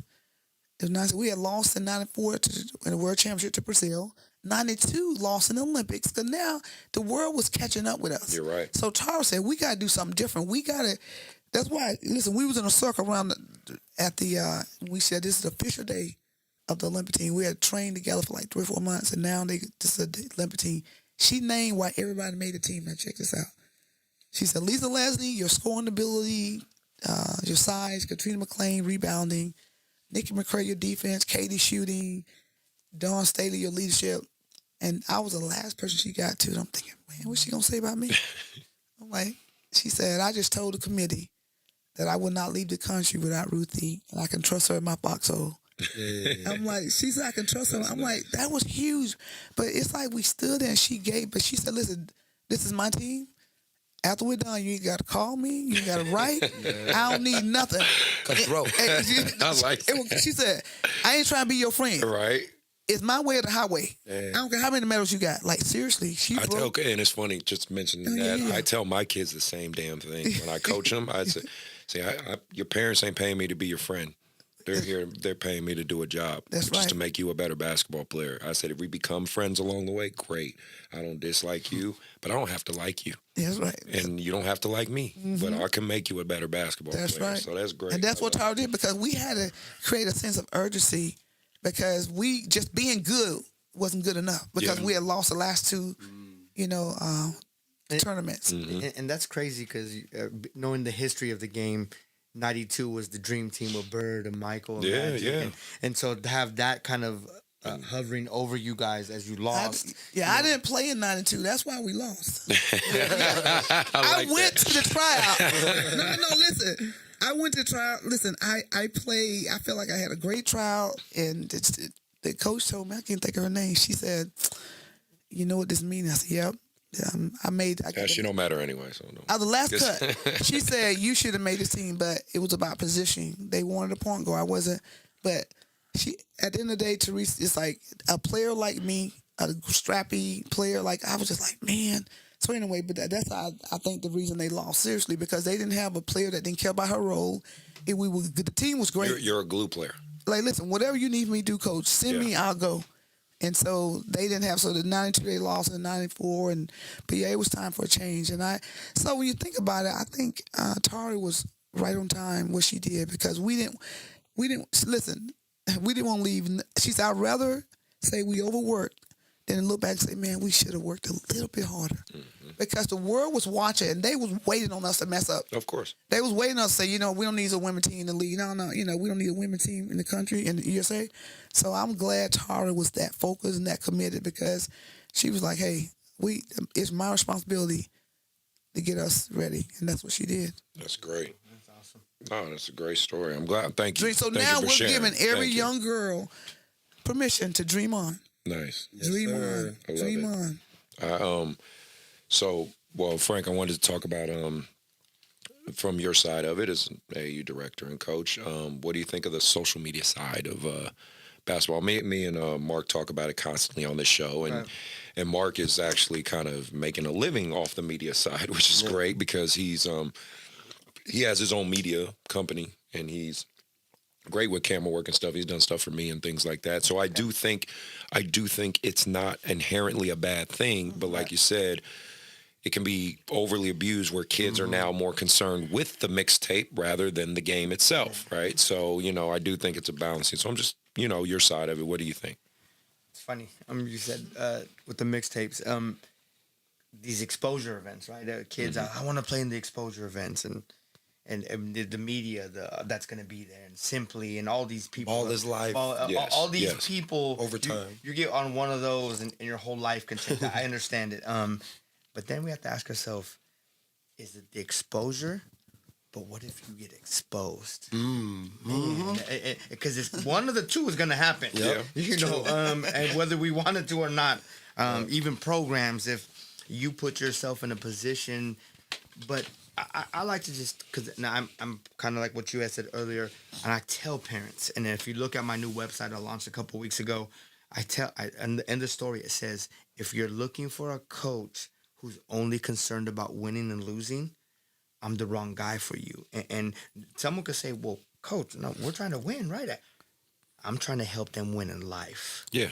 And so the saying that I say sometimes, and it goes way over their head, is you can actually lose when you win, and you can win when you lose. And I like that. most people don't understand that. When they're like, dude, you been drinking? What you doing? but it's because I understand things happen for a reason. It's not winning or losing. It's always winning or learn. Everything's a lesson. Yeah. And if we can embrace the growth, I'm huge on mental health and the development. It's emotional, spiritual, physical, and mental. Those 4 components. And if you start addressing the athletes in that manner, not everybody. We know this. Not everyone's going to the NBA. Of course. Either.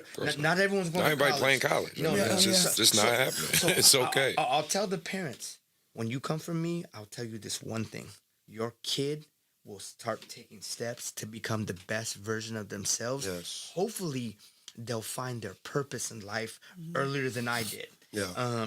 And other people. So we're taking the appropriate measures to do that, and it's not always a popular topic because everybody's, I gotta get that medal. I gotta be on Instagram displaying this, and I'm like I said earlier with Drake, it's like a lot of that's fake love. It's fake media. It's fake. It's not real. Clickbait. Yeah, and so people chase that.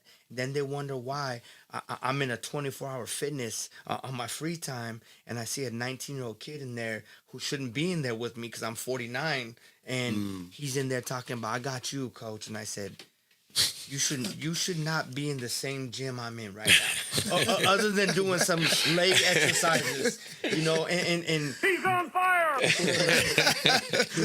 but just understanding that. Social media's helped me a lot, the reels and various things. Of course. My son, 17 years old, he even messaged me the other day and said, man, Dad, he said, your real game is fire. Like, you got my friends at school who are now in the Bay Area, and we started here in Sacramento. He said, I got kids at school saying, you're the kid from One Vision.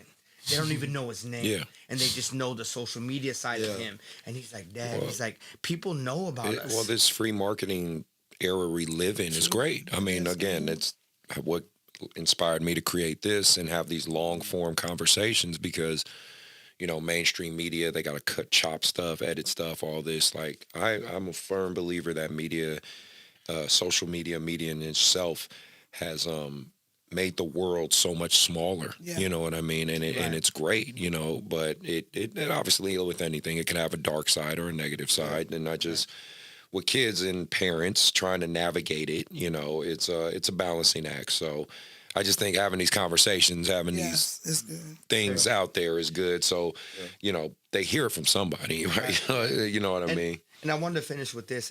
Just yesterday, I'm scrolling through Instagram. I see some lady post a story about, it says, passport ready, next step in my journey. So I read her little story. She's playing in Costa Rica, which is, I mean, I don't know about you. I love the ocean. So playing basketball and she, you know, being on a hammock after your games right there in the ocean. Not a bad place. Not a bad place. 23 years old. So I send her a message and congratulate her. I don't even know her.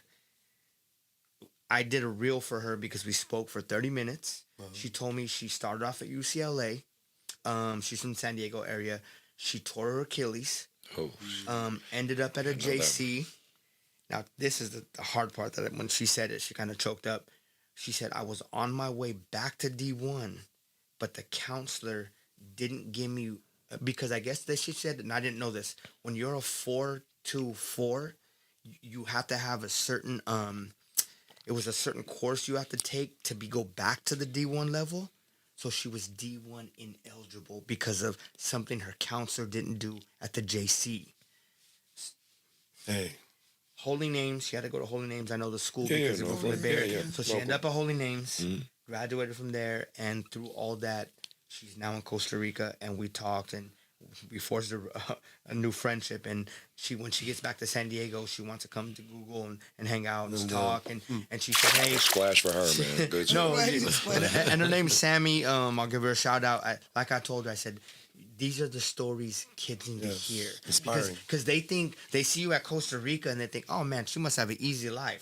Shit. But the social media platform allowed that. And I came at her in a very correct, in a respectful, congratulatory manner. And she said, hey Frank, I don't know you. I can see you're on a different vibe though. You just want to give people their flowers. And I said, yeah, I mean, look at you. I mean, that's a great story. So I'm a fan of social media, but like anything else, it has to be monitored and controlled because anything that gets too out of control, it could be anything. Yes. It could overtake you, and that's never good usually. Okay. Yeah. And then, so my last question before we move on to our other segments, and obviously we've been having great conversation. So, Frank, for you, and then Ruthie, I'll do you. Any ventures or anything you want to speak on, or anything you want to put out there? Say, hey, check this out, or any of that stuff. Any new ventures? Yes, there's two. The first one, I'll make this a little quick. We're starting a girls program. I think when you have an Olympic champion next to you, and she says she wants to work with you, okay. And I told her I want to help empower young women, and I want to try to empower her too, because I told her my job now is to make sure people know who you are. Like that's, I know you're not that concerned about it, Ruthie, but you're around me, and I'm gonna make sure when people ask me about you, I'm gonna let them know a little bit about your story. You could take over and you do a great job, but I'm gonna help empower young ladies. I think they need their own platform, and it's not just money. It's just they need that platform to be successful. So we'll do that. And the second one is very near and dear to my heart because, like I said, San Jose, California, before 19. I went to LA one time with my father, who decided he wanted to be a dad that weekend. Took me to Disneyland. But beyond that, never really left San Jose. Didn't have the money. Single mom, just wasn't possible. I'm taking 12 kids to Ghana, Africa next June. We're working with Team Ministries International, Extreme Athletics from Ghana. It's an incredible journey. I just met the Ghana village yesterday. We were on a Zoom for 3 hours, and these kids are just so excited with the hope of something better in their future now.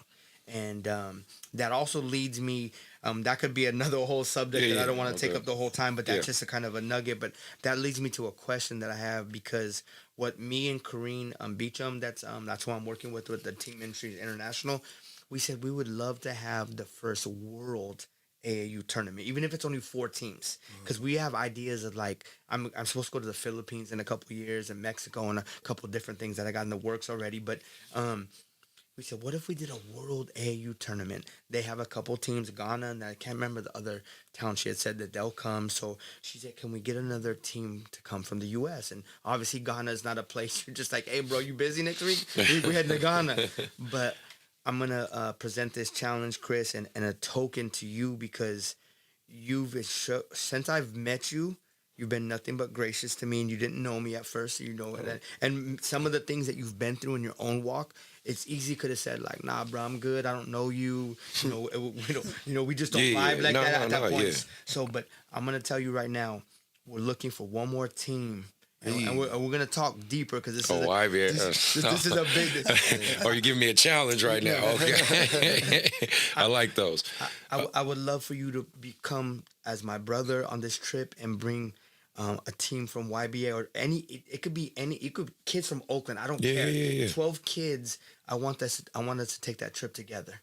I'm open to that. No doubt. And because I tell kids this all the time, you shouldn't need a reason to be nice to somebody or open up your heart to them if they've extended their hand to you. Right. And you've been nothing but respectful to me. You extended your hand. You extended players. One player in particular who I love, who's dear to me, is Elijah Samdahl. I told his parents the other day, I said, man, this is unique at Sacramento. We share because he's a good player. He's good for you. He's good for me. Absolutely.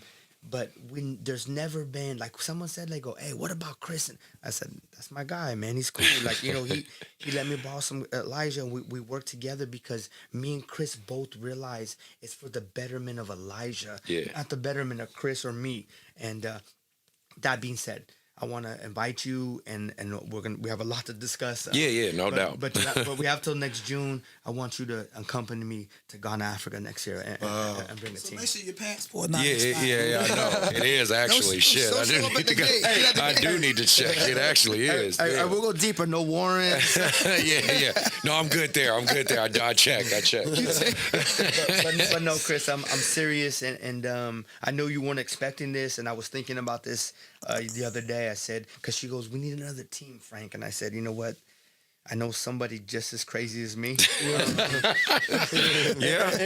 if I tell him, he won't get scared. So hell no. So this is I want to do, because it will lead to my next point is, as minorities, we got to stop pushing each other down and just talking down to each other. 1000% agree. Why can't we just lift each other up and just embrace each other? You have a different style than me. Doesn't mean it's better or worse. It doesn't. Just different. It's just different. That's right. Your walk in life is different. Yeah. So why would you be the same as me? But your passion for what you do is no different than me. And because of that, like I said, we have to get a couple drinks or something. Yeah. Well, if we're going to fucking Africa, I'm gonna embrace the culture out there. But it's an experience that will change both of us, Chris. I hope you would bring your son. Because my son happens to play still, but still, he called me the other day and he said, "Dad, you've shown me I can do anything I want in my life." That's great. And when your 17-year-old kid tells you that, like, you know things are moving in the right direction. So, Chris, thank you for everything, and that's I wanted to tell you. So we'll get into another opportunity to discuss that. But you are invited, and it's going to be a great experience for everybody. All right. Hey man, that's I don't know. That's really On cool. the spot. No, I appreciate that. No, we will definitely talk about that. I'm definitely down to do that. Okay. So what about you? No, Yeah, good, bro. yeah. For me, shoot, you know what? I'm doing a podcast with some guys and called Heart of a Champion, and really where that come from is that I love people with untold stories, and anybody's story. People, like, you don't have to be an Olympian or world champion.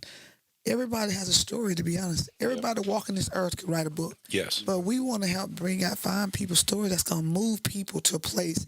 I spoke somewhere a couple months ago in Vacaville, and I came off stage, and this lady just walked up to me and just hugged me. She was working at the bar. She was selling. She said, "I had not planned. I was just blown away." She said, "You what you said moved me. It gave me permission now to write my book. It gave me permission to." I don't know, that meant a lot to me. And so anyway, so doing this podcast on Told Stories, that's one thing. And this thing here I think is more important. This next thing is that I do curriculum for schools. And out of all the things I've done, all that means nothing if I can't help the next generation. So this Aim High curriculum is a PE curriculum on steroids. So it's helping, it was some social emotional learning in it. So it's a message every day. It's a 5-week program. And so it's pretty much done, get ready to launch. And so I feel that with so much happening in this world, the shootings, crazy stuff, we need to get proactive.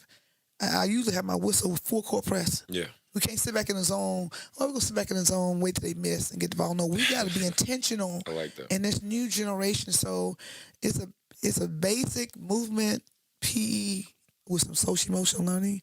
And so I have that read. I can actually get that to you too. Yeah, please do. No, please do. And so I feel like we got to get to, because I feel like the 3rd and 4th grade elementary kids, they need to know that someone loves them. They need to know you care. Because if we don't, all the shootings, you look at the last 12 shootings, okay, there's some history of bullying, not feeling worthy, not making an excuse. But we need to now get into the ears of these kids, 2nd, 3rd, 4th grade. Say, you are loved we care about you. We validate you. So when I go to these schools and I'm speaking to these kids and this girl, 30-year-old boy say, "Can you be my mom for the day?" A little girl, seriously, little girl say, "Can you give me a hug?" They are searching in the depression and suicide in school. Yeah. So that's really what I want this program to be, more than just about teaching basketball, but also trying to help them say, you know what, I do matter. You know, I tell them, I said, there's over 7 billion people in the world, and there's nobody in the world have your set of fingerprints. All you do, you be the best version of you.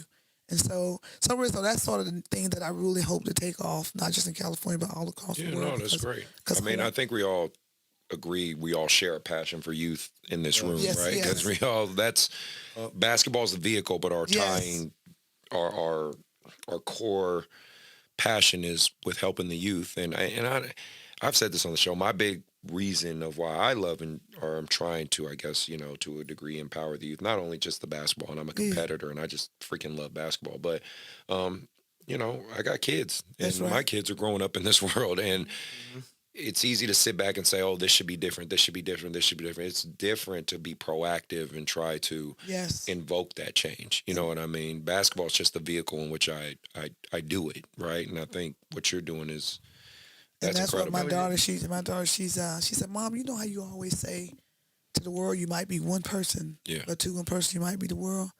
And she said, she said to me, you are my world, of course, but she said, I just love that you love to help. Now she's older. She said, I love you, love to help the next generation, help other kids. And that's, to me, the Walker Stars, I got my jersey retired at every level, star on the ground on L Street, star in Alabama, street named after me.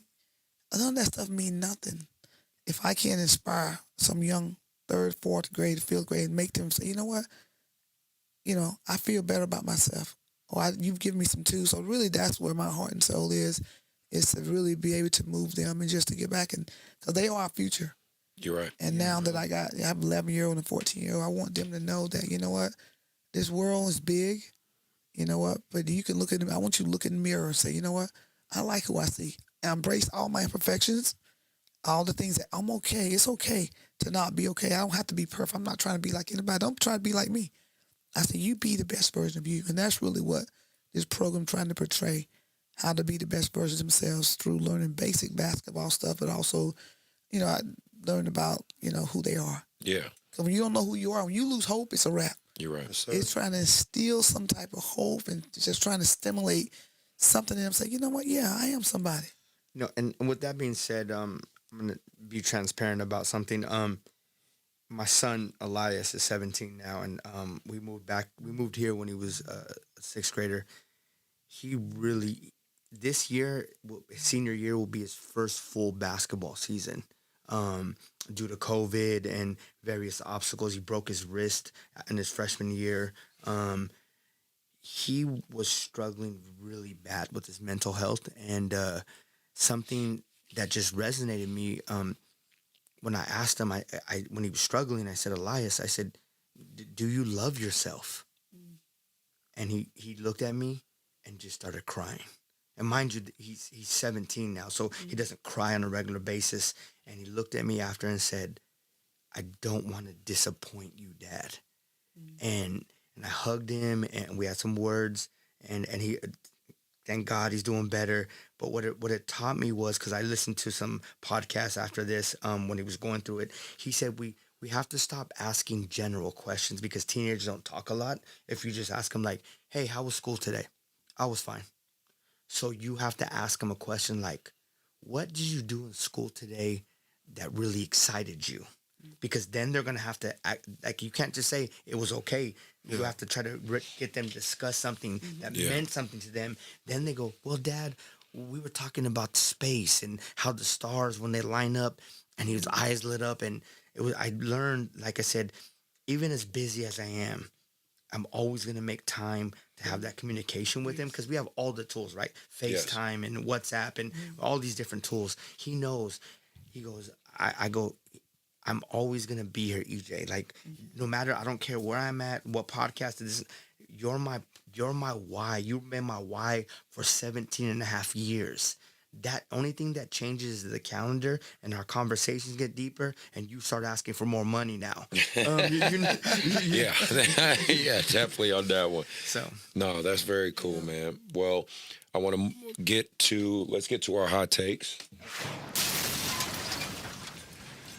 So, first hot take I want to talk about straight up. And obviously, we've all seen the transition for this. Let's talk about the transfer portal and the NIL situation when it comes to college basketball, right? My thoughts on the transfer portal. We were talking about it with Zach. I think it's good and bad. I think it has its pros and cons like everything else. Obviously, right now, it's kind of the wild, wild west because what I use, or the term I used last episode, it's in its infancy. It's very new. So I think colleges, coaches, players, everyone's trying to figure out how to navigate it and do it the best way. Like one thing we learned when Zach was on the show is kids can actually go in the transfer portal without telling their coach. Remember he said they could just like kind of backdoor their coach and do it. So them telling their coach is kind of like a formality. And obviously, you get people on both sides. People are like, man, I love it. The kids got the power now.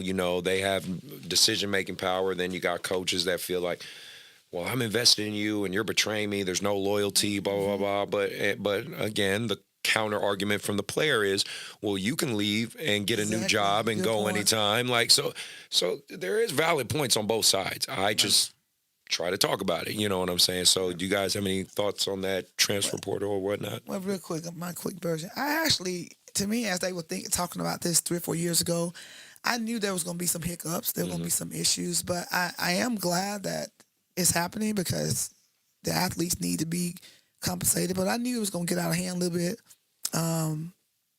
What my bad we talking about? Okay. The transfer. No, I'm just saying, well, no, you're fine. I'm going to go back to transfer, yeah. The transfer, I just think that I was talking to a coach, I can't remember who it was, but she was saying it's crazy. I think that gives them an opportunity to go to a different school to do whatever. But I think they just needed to, now they need to just manage it, figure out some stipulations, but I'm happy it's there. Okay. But I think we just they need to figure out so it don't just lose integrity of the game, but just get crazy. Yeah. So I think just need to figure out what's the best way.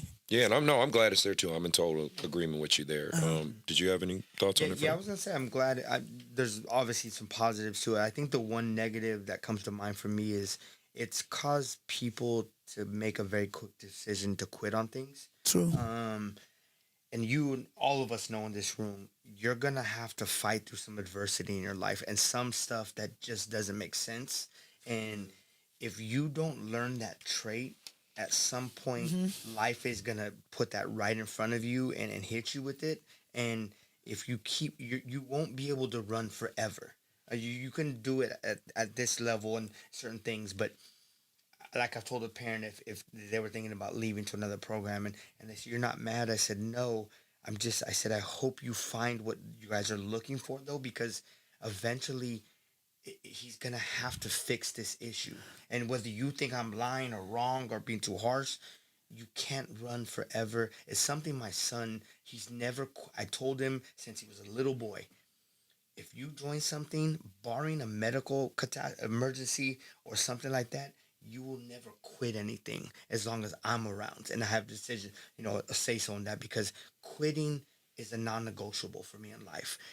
With my mom being an alcoholic and my dad not being around, quitting because life was hard as a little boy, no one gave me that option. But I'm thankful. That's why we're going to Africa. Yeah. Because I don't know what quitting is. It just means I need to find a different way to get past that obstacle. So, Wow. Mark, did you have anything? We talked about it several times, but I don't know. I don't have anything on that. Yeah. I know we talked about it, though. Yeah. To me, I think they needed a situation like that. Frank has a point that he quit so easily, but I don't know if at each school look at every situation but I think that's this new generation. Yeah. They don't have the pedigree to just fight and endure and lean in. So that could become a handicap. That could become an issue. So hopefully, like I said, they having a discussion about it, trying to figure out the best way that to bring a balance. Yeah, because if you lean in anything, if you go too far one way or too far the others, Just to bring a balance, there's yeah. balance. But like you said, bring a balance because like for the episode we had previous to you guys with Zach, he was a kid that transferred from San Jose State to Sac State, and it worked out for him. He actually ended up with a really good season, a really good year, and now he's potentially trying out for pros. Yeah, he's gonna be in the NBA pre-draft workout, I think it is. So the summer league. So it worked out for him. Now, will it work out like that for every kid? Absolutely not, right? But should we take away the ability to try? I don't think we should do that either. So, well, then let's talk about NIL. We've all played college here. I'm a firm believer that I'm actually, when they started announcing finally kids can get paid, I was happy. I'm gonna be honest. Trust me. I wish I could have got paid in college. We know the struggle of being a broke college athlete, right? So didn't they take Reggie Bush's Heisman away because he took his Heisman away. Yeah, they took Reggie Bush Heisman away because I think someone gave him some money or gave him a little bit. Took some money to get a house. Yeah. Wow. And it's like, so because I've had guys on my show who were kind of they're kind of the founders of making this happen, like Marcellus. Marcellus Howard. He's a really big basketball personality. He's one of those YouTube basketball famous, all these kids are with TikTok and all. He was one of founders of making that popular. You know what I mean? Now he couldn't collect money directly from the school, but he's been on YouTube since he was back in JC because he played for me at American River. So he was like one of those cornerstone guys of making basketball content, right? The funny stuff, the basketball impersonations, all that stuff. Like he was one of the first ones to do that. And now his following's ridiculous. He's more famous than some NBA players, I'll be honest with you. Like my kids know him big time.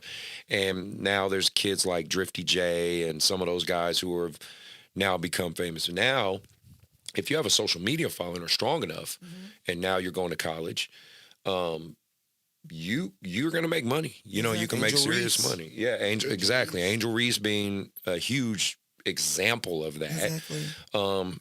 Do I think that's bad? No, I personally don't. To me, it's about damn time, personally. But I mean, everyone's making money. Schools are making money.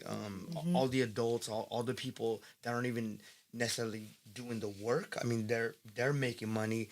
Why should I heard a story and I can't remember what athlete it was. It was somebody. It might have been Kemba Walker or somebody was telling how when they were in the March Madness tournament, they weren't always getting food because the cafeteria would be closed when their practice because the practices were so long.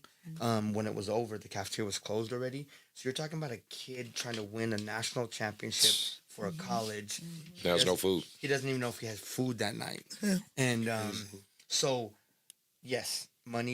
There's so much money going around these collegiate games and even high school games now. Kids should be, because a lot of these kids are coming from areas. I mean, I grew up in a rough area. I was eating cereal for dinner sometimes. That's just the reality of our life at that point. So I'm for it because the money's there and the wrong people are absorbing the money and taking that. And it's not fair to the people that actually were doing all the work and being left with nothing. So I have a nuanced question I wanted to ask you guys about it too, because we talked about it on the episode with Zach, but it's just something I don't know if people have thought of this perspective, but I'm just curious of your guys on it. So now essentially you have thousandaire, potential millionaires walking around a college campus. To me, there's a huge risk of that kid's safety. And I don't know who does it fall upon to secure them in terms of, should it be the college's duty to do it, or should it be the player having an understanding of how they move? And this is what I mean. I don't know if you guys have ever been to USC, like their campus or whatnot, right? Beautiful campus, beautiful area. You go 3 blocks off of USC anywhere, rough. You're in the hood. Like you're straight up in the hood. Like it's, you know what I mean? You're South Central, whatever, like you're in the hood. So imagine you have an Angel Reese at USC. I'm a brother from the gutter in Compton. And I know you walking around with damn near $3 million, a new Mercedes, all this stuff. I might be desperate enough to say, you know what? Let me grab me and some of the homies.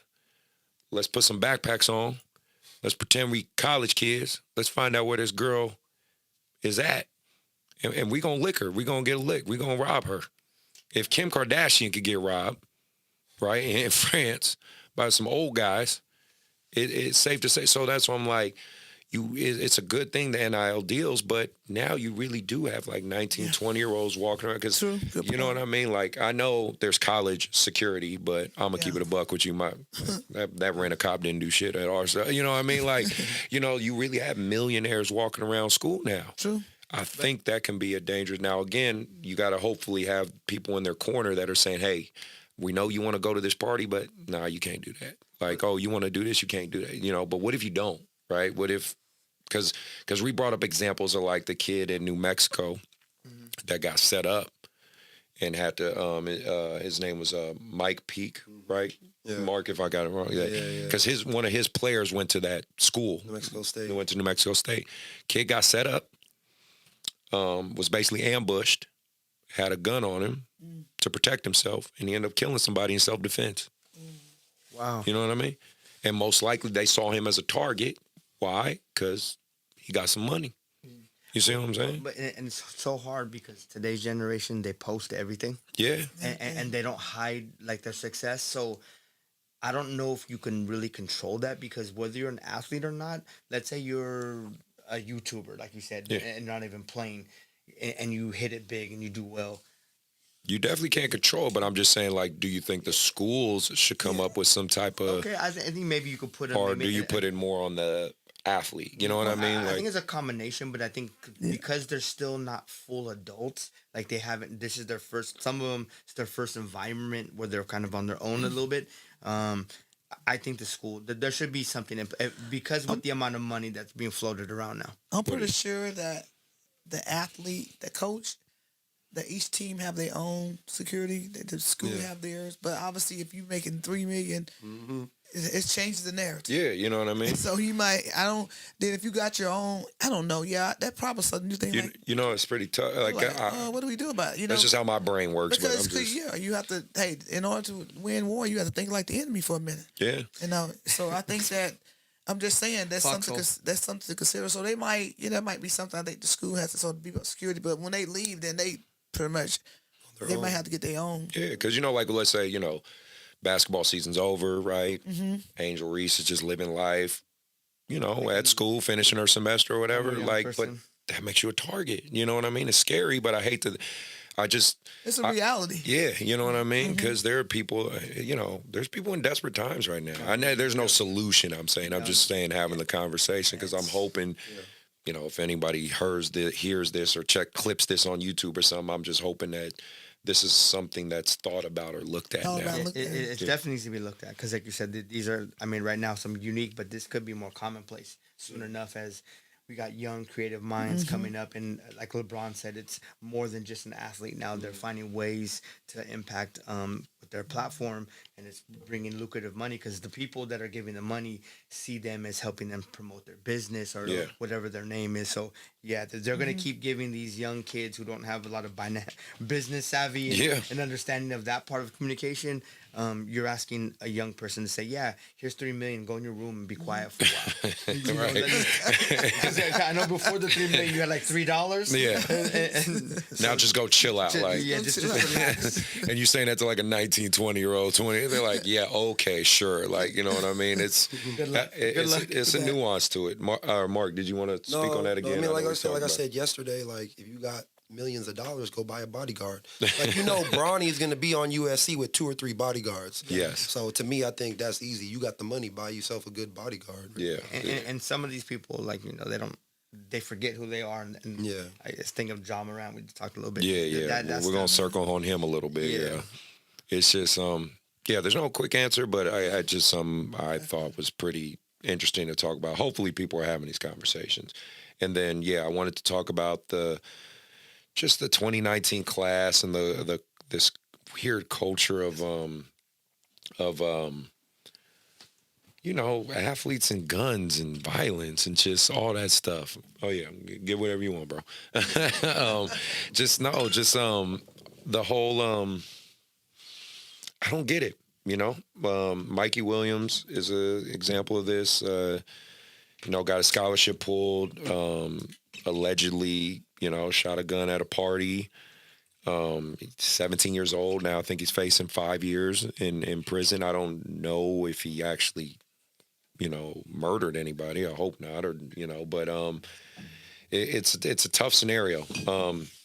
I'm just curious if we have any thoughts about that. Like, what's with these younger and younger guys trying to, prove they're a part of this street culture, especially if you're not. Like, guys, because one thing I could say in my life, which I found, which I find interesting, is when guys are from that type of situation, when they are from the, street culture in general, right?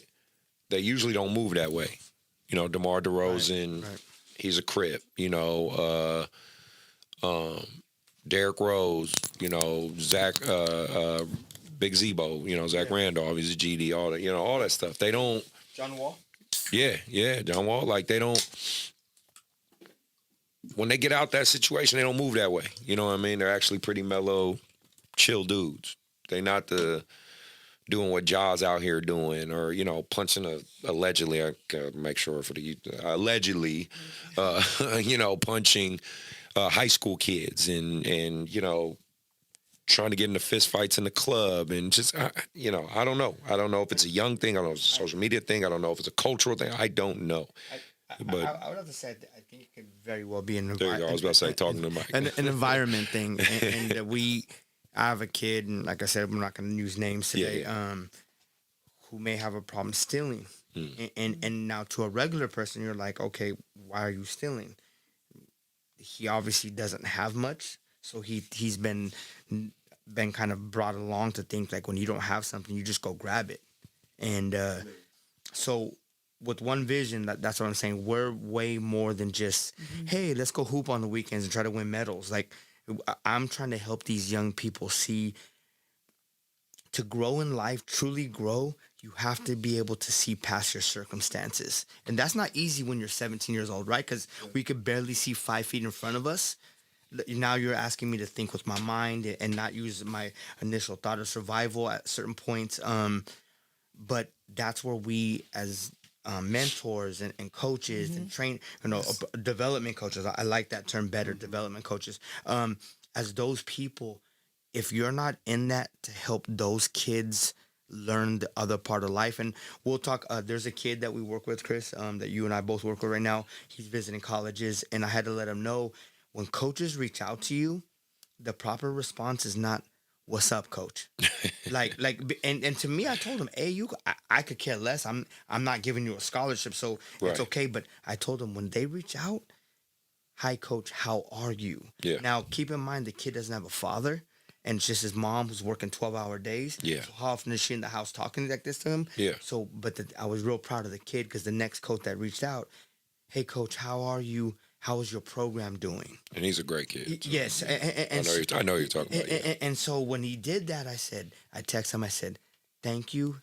That's a quick response to what we said. It tells me you're actually listening, and that's why I'm going to keep calling coaches for you, because you're trying to grow and get out of your circumstances and not use that as an excuse." And he didn't get mad at me when I told him. We got to be willing to do those little extra things. Otherwise, I think we're in this for the wrong reasons. Ruthie, you got any take on just the culture? Just I think guys trying to prove they hood. I don't know. Man. To me, all these guys, I'm assuming, have agents or manager or whoever. You can't. They are failing them when they don't say something, or you need someone that's gonna be like, "Hey, you know what? I understand that you shouldn't do this." Yeah. And someone that you listen to, they might have 5 people. It should be that one person. If it ain't the parents or the mom tell him you don't, but they need to have their manager. If you're a manager of someone, or you someone that they trust, you got to tell them the truth. And you got to just be that. You got to be in their ear, because it's you one decision away from prison, jail, or somebody dying. So I think that they just need somebody in their life that's going to be like, "Hey, you know what? That's just not the way to go." But people are afraid. Because they don't want to lose that job. They want to get that check. Yeah, right. But you got to, if you care about them, you got to speak the truth. So you need at least one person in your life so that can help you. I guess like they say, it's kind of important the circle you keep, huh? Yeah. Yeah, So yeah, it is. yeah, it does. It is, and yeah, I don't know, have a fix for it. I don't even have a pulse on it because, again, like we're older, so I guess what I just remember when guys got out. That's that was the point. Like what I mean, it wasn't to try to fight my way back in. You wanted to get out and do better for yourself. So I don't know. Hopefully those brothers do better and pray for them, and Pray for 'em, yeah, definitely. they're young, man. Like that's the crazy part. They're young, like my producer Johan, he's a young cat. You know what I mean? And we have a lot of good conversations and stuff like that where I try to speak to him and give him advice and things like that. But I think he's doing a phenomenal job because if you look at his media work, he does great work for me. And what I say for him, because I'm like, thank God he doesn't have a quote unquote job. He has this business, because I text him and call him like, hey, you available this time? You available this time? Like, I don't give him enough notice. I know I don't, but he's always like ready and things like that. But it's like, for me, it's great seeing him do something like this, right? And he's successful at it. And I don't see him now saying, okay, I'm making my money on this media stuff. Let me go get into a club and get into a fight. Let me pull a gun on somebody. I just can't. It just had to be steps before that happened. You know what I mean? I wish someone would grab these guys, early. You know what I'm saying? And Johan, we do see you. So appreciate you, young man. First time meeting you. Appreciate the work you do, sir. Yeah.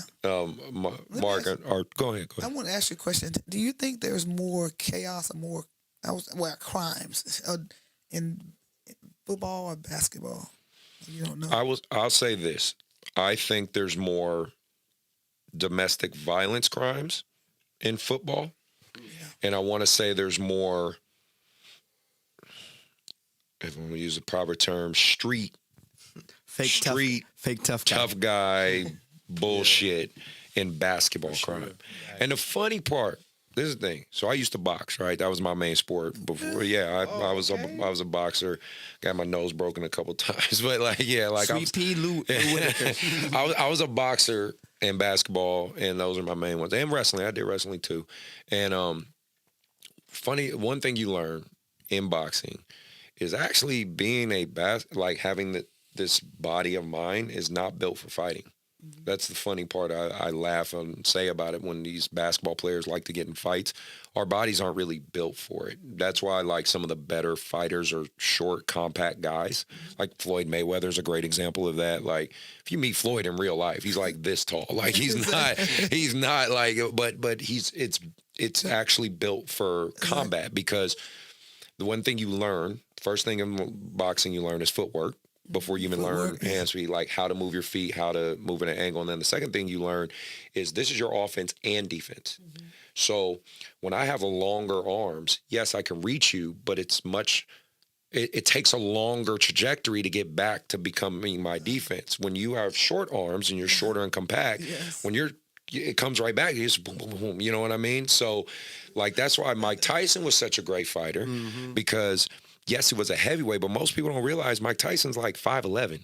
You know what I mean? I think he's barely touching 6 foot or whatever, but he was this compact, powerful, strong guy. So when I see basketball players out there trying to fight, I'm like, bro, we're really not built for this. Just chill out. Just hire some bodyguards. You're an NBA player. Just let them do the work. You know what I mean? I don't get it. We're not really. I'm just being real. We're just not built like that. You know what I mean? Now, can they learn to fight? No, because there's a couple NBA players who are legit fighters, because they're, whatever. But I don't know. I don't get this whole concept of trying to prove we're tough. But yes, that's why I say when it comes to hoopers, and I want to say it's because we're seen more, right? They see us more, our faces. I could be the 15th guy on the Sacramento Kings right now, and I'll still have a huge following just because people would know my face, right? Mm-hmm. Football players, and I only know this because my younger brother is an NFL player. He actually is he holds the record for being on the most NFL teams in football history. Yeah, his name's Joshua Johnson. Just played with the 49ers this last that's year. your brother? That's my younger brother. Oh, you know? I didn't know that was your brother. Yeah. I saw you during the playoffs this year, but I didn't know that was your brother. Yeah, it's my younger brother. So like, he's always been a backup quarterback. So he's very well known in Oakland, right? He's a hometown kid. We all know him. But is he known, like, let's say, in the mainstream? No. You know, to a degree he is, but not, because he's a backup quarterback, right? Yeah. So football players have helmet syndrome. A lot of people don't know them, right? You know what I mean? They don't have the notoriety. So I think because of that, some of the stuff they do happens more in home, right? Because basketball players have all this notoriety. And let's be real, especially for younger guys, clout's a drug. You know what I mean? It's a drug like anything else to me. Clout's a drug. You know, when you sign that NBA check and you're now a household name, you know, let's say you're a likable name. You don't even have to be necessarily a great basketball player like a Taco Fall or Caruso. You know, these are people that are very likable. You know what I mean? Like people just universally like them. But are they the greatest basketball players ever? No, they're solid. But, you know, it's like now you want to go out.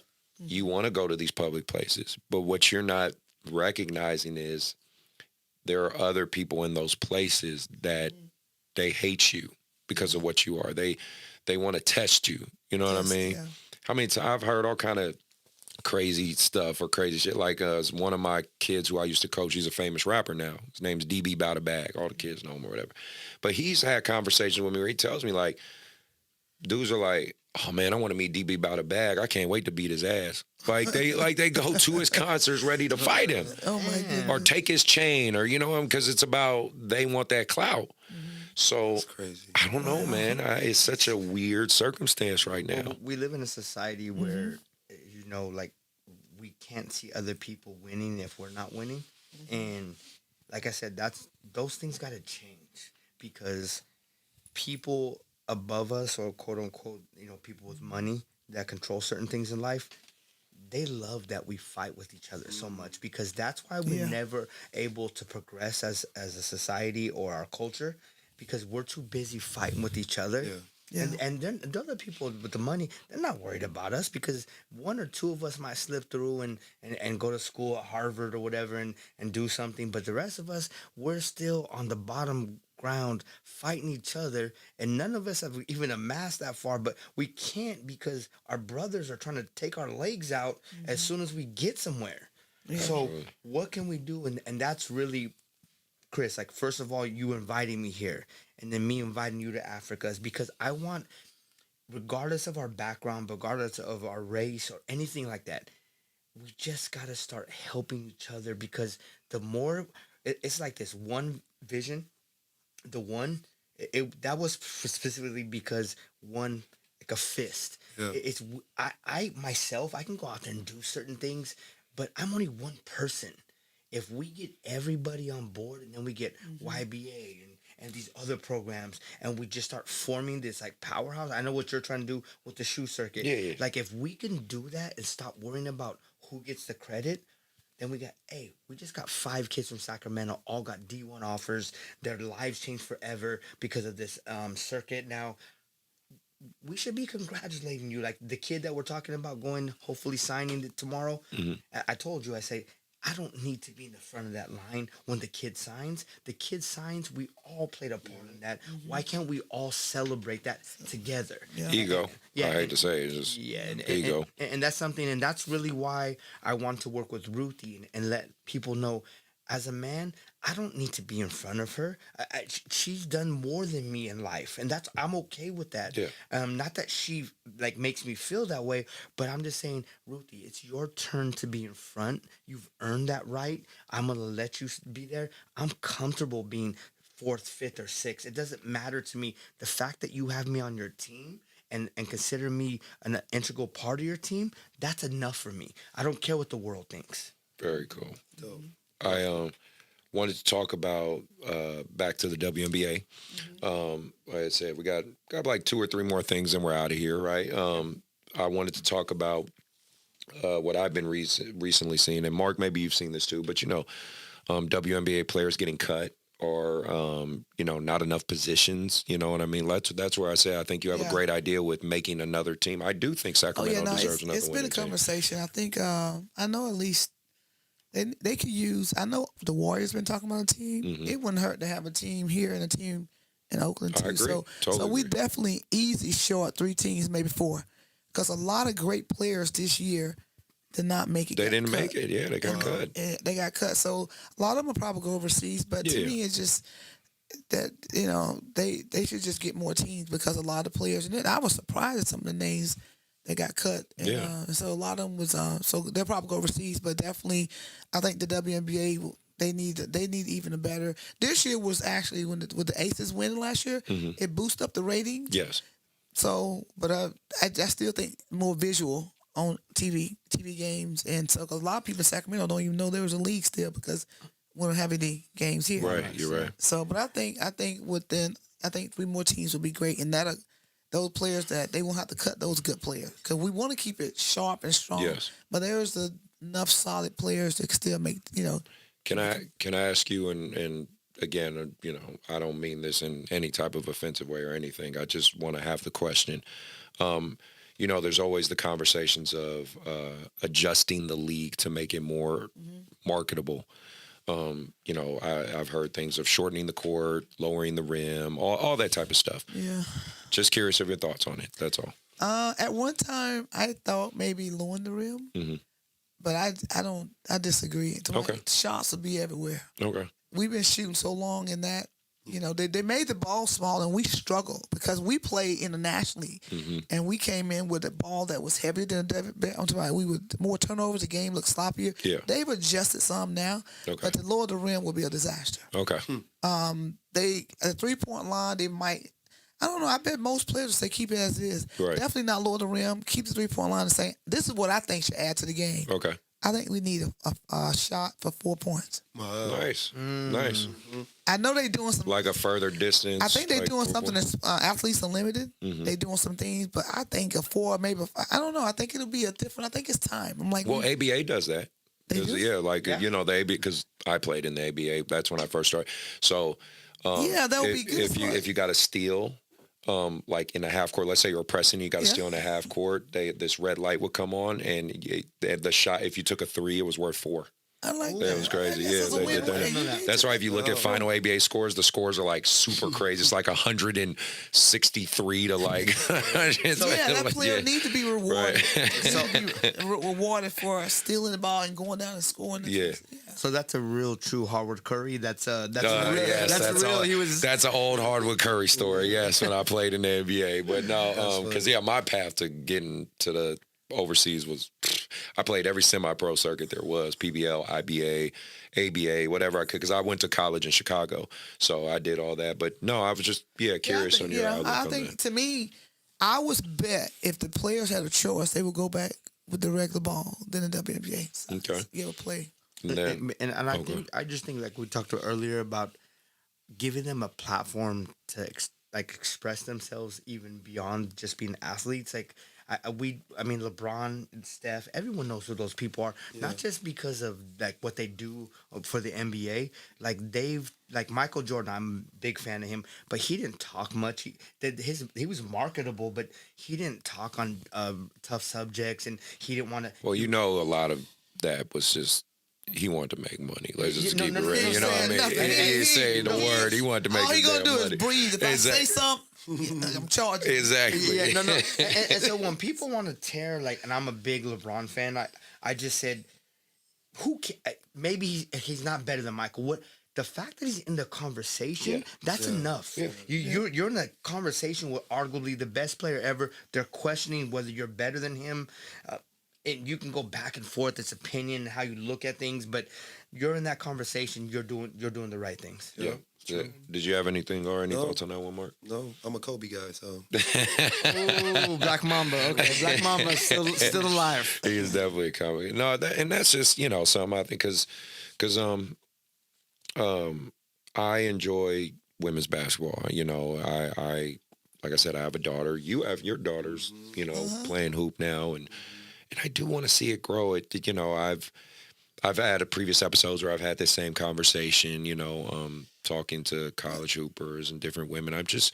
I wish I could come up with a clear cut solution to help it, but obviously there isn't one. I don't think to me, when the Monarchs are here, we did a lot of community stuff. Yeah, and now these you guys girls, did. and we were reachable, we were accessible, and now these little girls, like, man, the dreams, I could see myself there, and I think to me that's, and I know they do it in the other cities, but not as much. We were really high ranked we did a lot of community stuff. Yeah, I know. I remember. And so I think to me that's what they need. One, we need a team. They need that, and then just to get the women get more TV time and definitely get more teams. I'm like, the NBA got plenty of money. I don't even know what the hold up. I don't even know, like, what's the hold up? Like, seriously, like, what's the why? Okay. Right. But a quick question for you: do you do any work with the WNBA today? Anything with as far as like marketing or the marketing of the game? We have a Taj McWilliams is probably the first person in that position to understand. Before they didn't want anything hard to do with former players too much. Okay. It was slow, but Taj McWilliams, now we do a lot more because she's a little bit younger than me, but she and I same era. So they're trying to make some changes. I do feel it now. I do feel it that they're not just hugging her, they're getting us really squeezed. So they're trying their best to include. Because Teresa Weatherspoon. Yeah. Everybody remember that half court shot she made. Yeah. And she coaches with the New Orleans team. The Pelicans? Yes. Pelicans. Right. She's a player development player. But her energy, like, players still love her. The fans want to know, what is she doing? They would love to see her. So we've talked about ways we can come back and bring the players in, but we're closer to it with Taj. Before, they don't want to hear it. And you see that the NBA, like, they do that with their old players. A lot. They do a lot more with the old players. So that's why, even like people like me that know older players, you still see these people with the All-Star weekend. They celebrate these guys. And that's where we're, like I said, the women's game, they're not doing that for you guys. They're not doing enough. So that's why kids today, when I say, oh, your name, they're just like, who's that? It's because they're not celebrating you the way men do. Because this new generation. When I retired, some of these players were like 4 years old. I'm like, I've been retired now like 16 years. Yeah. And so it definitely need more. So like I said, we push, and actually some of the players like Teresa Airwood, some of the players like, I don't care. But if we, like the soccer team that fought for the rights, and I'm willing to do it, but a lot of players say, forget it. I ain't got time, I ain't got the energy. But you got to have. They just living life now. They just living life. They're like, we good, deuces. But it's not so much. It's just the principle. Something my dad would say: if you taking life with you, some principles, you want to carry a suitcase full of rules. So there's a time to fight, and there's a time to walk away. Yeah. And there's time to be. I'm saying not fight, but there's a time. No, advocate for yourself. Advocate. I'm like, it's okay to have a voice. Okay to advocate because you're advocating for the next generation. So, but yeah, I think we definitely, like I said, need more teams. I don't have, like I said, I don't have a solution. But one thing I try to help, because Ted, Coach Ted, he helped me when we at the camp too with Cartier and whatnot. But I'm sure you would know Ted if you saw him. Yeah, I'm sure. So he's a women's coach, and he's at college right now, and he has he's been on the women's side for a very long time. He was a women's coach at Jessup. He's done West Coast Elite. He was AAU coaching here. He's done a lot. And so we have a lot of these conversations because one thing that this is kind of just a weird epidemic of girls just quit sometimes. They just wake up one day and just quit. Sure is. And I don't, it's like, because we have a women's side in YBA, and I'm always, I don't coach it directly, but I train some of the girls I talk. I always try to keep them encouraged, especially if they're discouraged. I say, hey, no, don't quit. Like, I just don't know why. Quitting, a lot of time, so a lot of girls are quitting from basketball to volleyball. In the last 3-4 years, a lot of players from basketball to volleyball, the players get burned out. They don't have, now without a team here, they have no dream. They don't have a landing zone for their dreams. Right. Their dreams is just like, just floating there. But like, is there a place that I can go? And so a lot of them just losing hope. And I think a lot of too, you sort of got to talk about it. One of the reasons I would say don't quit, I say, you know what? You may play, you may not. It's about don't be so quick to just quit. Like, why are you quitting? Or you not feeling, So I feel like with a team, you got to make it an experience. You might be 0-12. I know I've had coaches, parents say, or coaches, what do we do if we 1-15? How do you motivate? I say, you got to create small goals. You got to say, you know what? Don't worry about the school board, right? Don't worry about that. I'm going to focus on, you got to get them to just say, find something individually that they're doing it to win. I want you to get, if you get 3 rebounds, you get 2 steals, you get something, because the school board may not show it yet, so they feel like, if we sucking, why should we even, they don't want to play anymore. Right. They don't feel like, so a lot of them going to softball too, a different other sport than basketball. Yeah. And that's a societal issue, and I think you brought up good coaching, because as a coach, we need to celebrate the 12th player as much as we do the first player, because you've all heard this before. We're only as good as our 12th player. Yeah. If You're as strong as your weakest link. Yes. There you go. There's an analogy. And with that being said, everybody wants to celebrate the Andre Stojakovic. We want to do that, and I have a kid on his team that played for me, Owen Ubaldo, who most people would. I asked 3 coaches if they knew who he was. Nobody knew his name. He just committed to West Valley the other day. I helped facilitate that, but he played for me, and he played with such a fire and a chip on his shoulder. And when he committed, West Valley coach Yoshikawa, they're so happy to have him. And when I told him, I asked Coach Matt, who you had on the show recently, I asked him, I said, Owen Ubaldo. Never heard of him. I said, West Valley Junior College. One of the best ones in the state. He just committed there. Nice. And he said, how? I said, because I saw something that most people didn't, but the main thing I saw was he wasn't playing in the shadow of a kid like that. Andre, yeah, it's tough. It's tough because tough. you do get exposure because he's going to bring certain talented teams to their schedule. But just the last name alone is going to it's like get some peak. Your dad didn't play in the NBA like his dad did. Yeah. So I told him when we were going through the recruiting process and he was getting frustrated, I said, it's just a matter of a time, and we'll need one coach to believe in you. And that kid, man, he was in Cabo this weekend celebrating his graduation. Nice. And he called me the other day, and he just said, Coach, I just want to tell you, thank you for believing in me. That's what it's about, man. And it's not, every kid's not going to be Andre. So we all don't get that opportunity. Yeah. But helping a kid believe in themselves, whether they go to college or not, that could be a life-changing moment for them. And what you do with personal development, anything we do, because not all these kids have this at home. Yeah. I mean, he grew up in El Dorado Hills. He drove a Tesla to practice. So he wasn't like he was hurting on that front, but he lost his identity when he didn't think. He goes, is it over, Coach? And I said, it's not over until your eligibility's over. So we're not even close to that point yet. And so when he said, Coach, it was like, we got to go celebrate. And I said, people were taking pictures. And he goes, come here. And I said, no, you take the picture. This is your moment now. But he goes, you help me. This is your moment, Owen. You step in that light now, because you did all the work for 18 years. And I came along the last 2 years. It doesn't give me the right to try to share your light. I was already a player, and I was chasing the light at that point. Now I'm trying to lead people to that light. When they get there, I don't need to step there with them. It's their moment. Very cool. I just have 2 more things to ask you guys, and then we're out of here. Obviously, This has been a very good show and a good thank you for hanging in there with me. I know we all got things to do in life to get back to. I want to get to disrespectful for you guys who've been watching, this segment.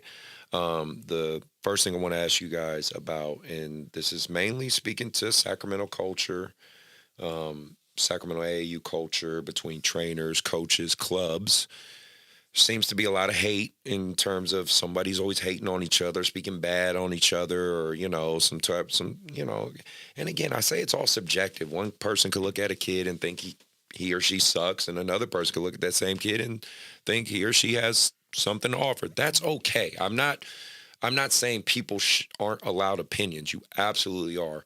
But I think when you're actively speaking bad about another person to try to make yourself look better, and we know that I always try to keep it a buck on this show. That's why I call it About That Life. We know the biggest motivation why people do that is money, right? If I can take 5 kids from him and lace it in my pockets, and now he's 5 kids broke, right? You know, like that's the mentality some of these people have.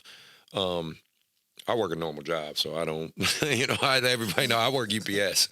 So I'm out here grinding in a warehouse most nights. So at 3 a.m. on Instagram Live, at 3 a.m. right. So it's like, but then again, like my boy Mark here, his livelihood is in his company. He's invested in himself big time, his training, his media company.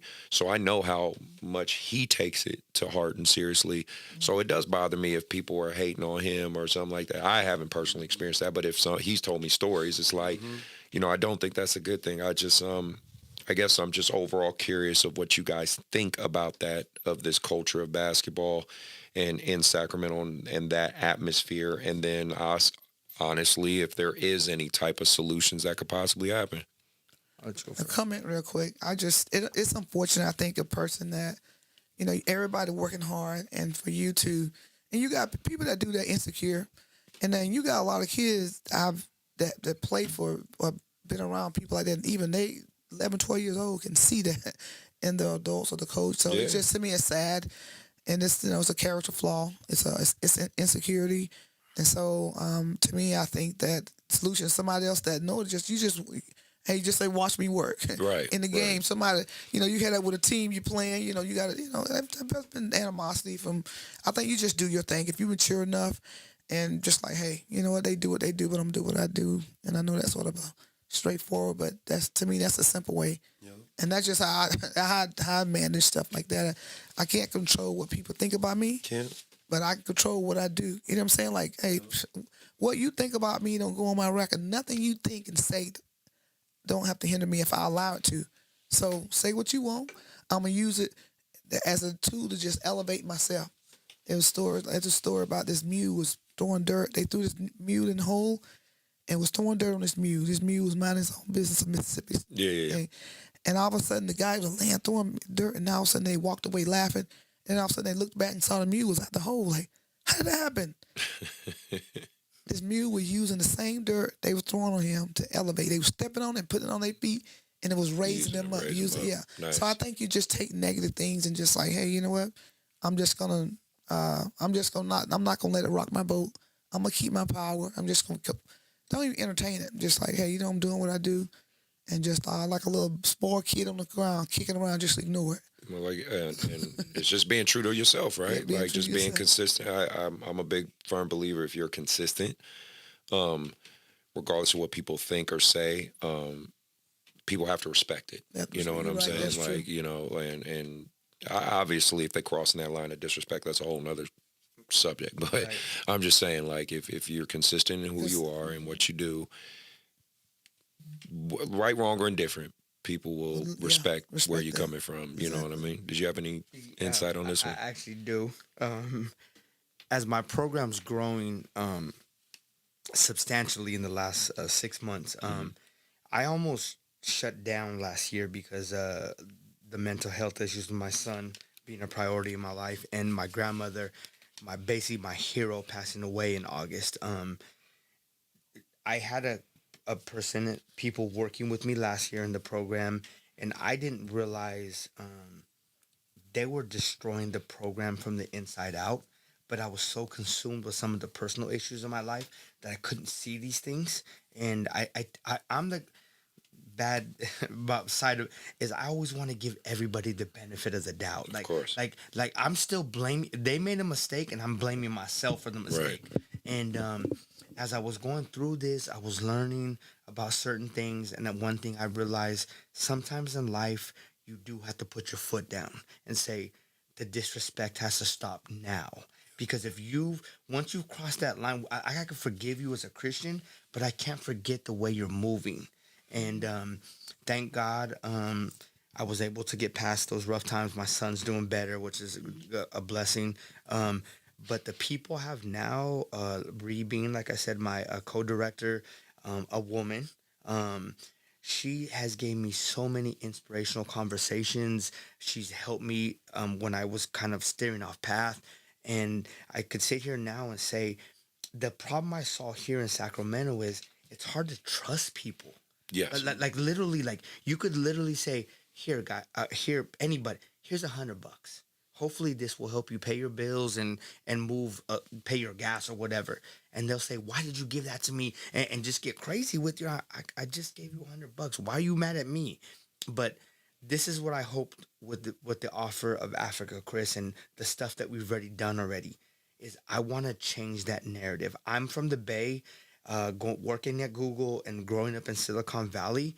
People of power have great support systems. Yes. And that's how they're able to elevate themselves, because the support system's so great. Mm-hmm. And I tried to do that, and people were just like, nah, bro, you ain't from here. We ain't feeling you. And I'm going to be honest, just as a player too, the color of my skin always made people question how I got to certain places.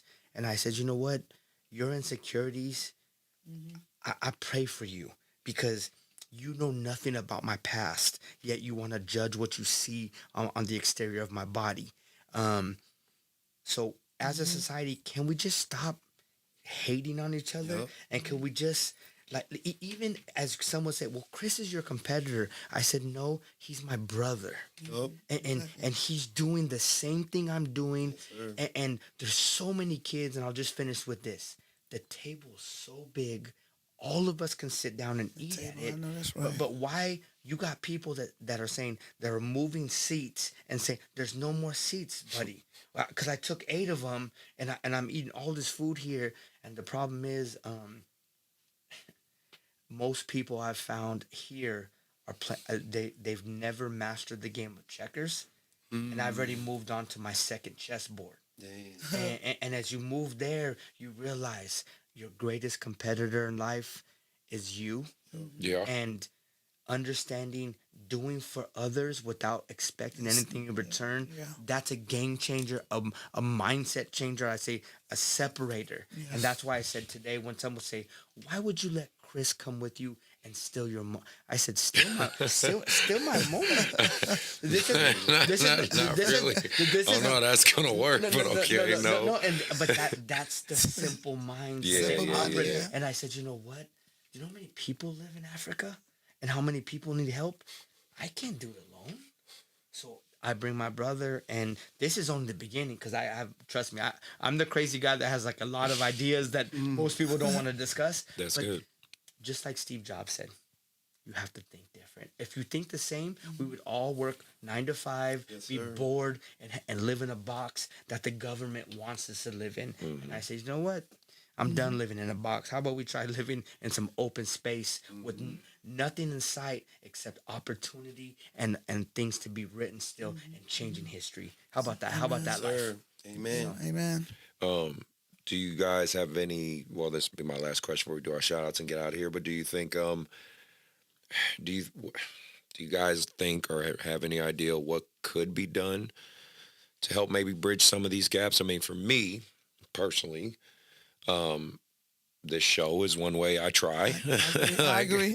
This show is one way I try, because he knows I say it every episode. I'm like, hey, if you don't, I literally put a challenge out there for people, like, hey, if you don't agree with the things I'm saying, if you don't like YBA, if you think, you know, I'm just some conceited light-skinned asshole, like, sit down on the couch or sit on the couch and let's talk about it. You know what I mean? Like, just let's have a conversation about it, because I guarantee if you most likely talk to me, you'll come away like, okay, I can respect where this dude's coming from, and I can respect where you're coming from. I really try to challenge myself to not live in an echo chamber.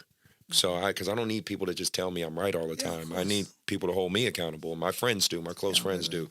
But I try to do things to bridge these gaps. This show, working with Mark, our friendship, working with other coaches, other trainers. Like even right now, you know, I'm working with Ryan from Touch Shooting. Right. Because I have my teams on the Adidas shoe circuit, so I put his freshmen on that platform along with me, and his team is called Team Touch. So it's like I literally put, basically for all better intents and purposes, a competitor on the platform that's meant for me. You know what I mean? Just because, and his head coach came from YBA came from me. I introduced Sam to Ryan, and they hit it off, and I'm proud of them. Their team's doing well. They're about to go to South Carolina and play in this tough event with me. I'm taking my 17 guys to South Carolina, like Mike and Elijah and all those guys. So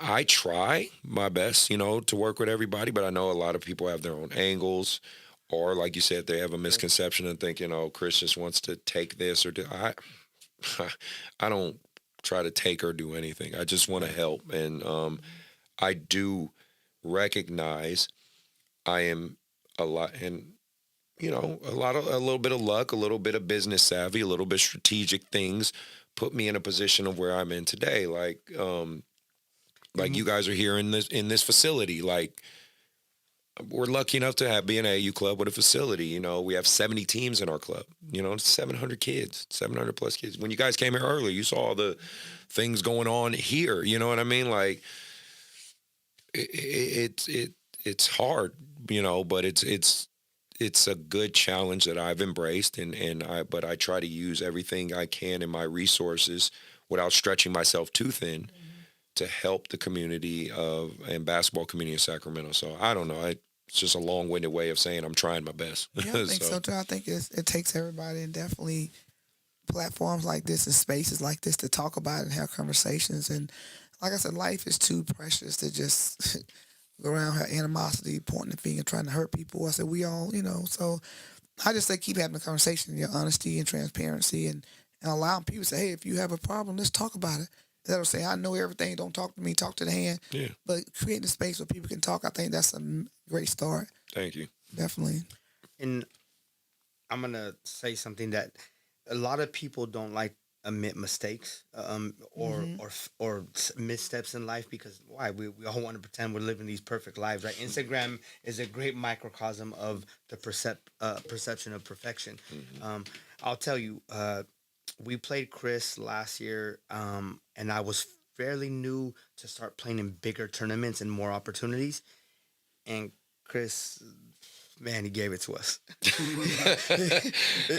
and I had to sit there and just take that.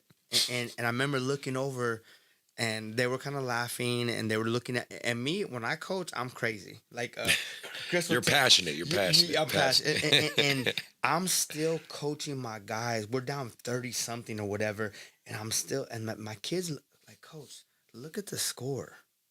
And I said, who cares? I said, if you don't want to, if you think the score told you the game's over, and we had like 10 minutes left, take my jersey off and go in the stands, because I'm building something. And for you to say, and so what I was gonna say is, that day I was upset with Chris. I was thinking like I don't like this guy, man. He just I got to this big stage finally, and then he's just gonna whoop me like that. But the thing was, and all these people were telling me things about Chris and YBA, and they still players and all this stuff. And I sat back and I said, you know what? Elijah, that issue came up, and his parents, and we finally had a conversation. And I said, you know what? Like you said, nothing like I thought. Not the perceived thought of who I thought he was and what I was told. Not even close. And so I can sit here and say, you know what? Keep doing what you're doing, because you know this. If we're doing something right, of course people are going to be talking. Yeah. Because they're jealous that they're not in that position.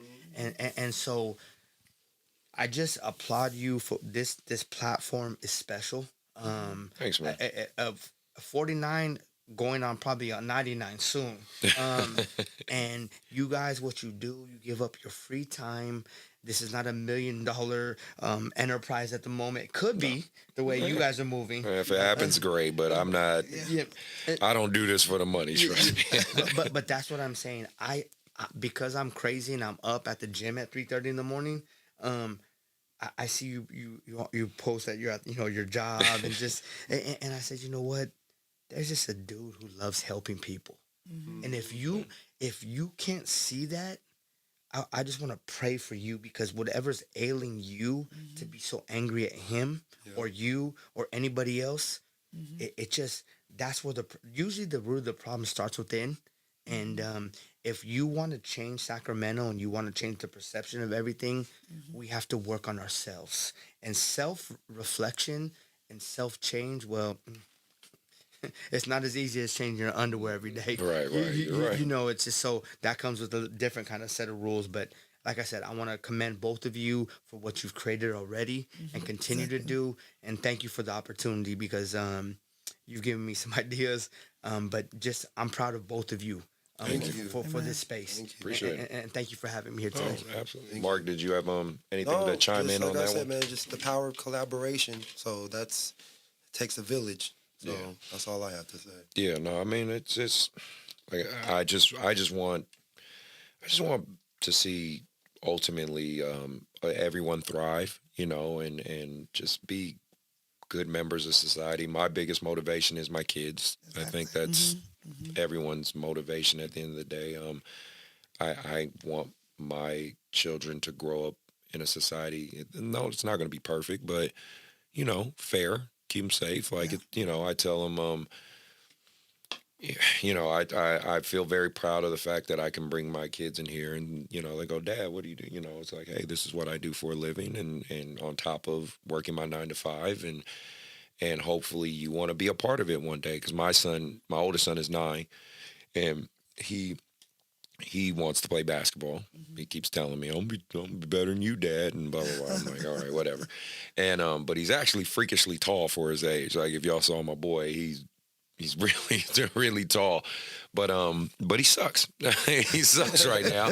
And I tell him that. I'm like, oh, you're trash right now, bro. We got some work ahead of us. But he loves to rebound. So that's one good thing. He loves to rebound. But he won't shoot the ball. Like, he'll be right in the basket, won't shoot. But I told him, I said, I'm not gonna coach you. I don't ever want to coach you, really. I want to train you. Yeah. I'm going to train you. I'm going to teach you the game.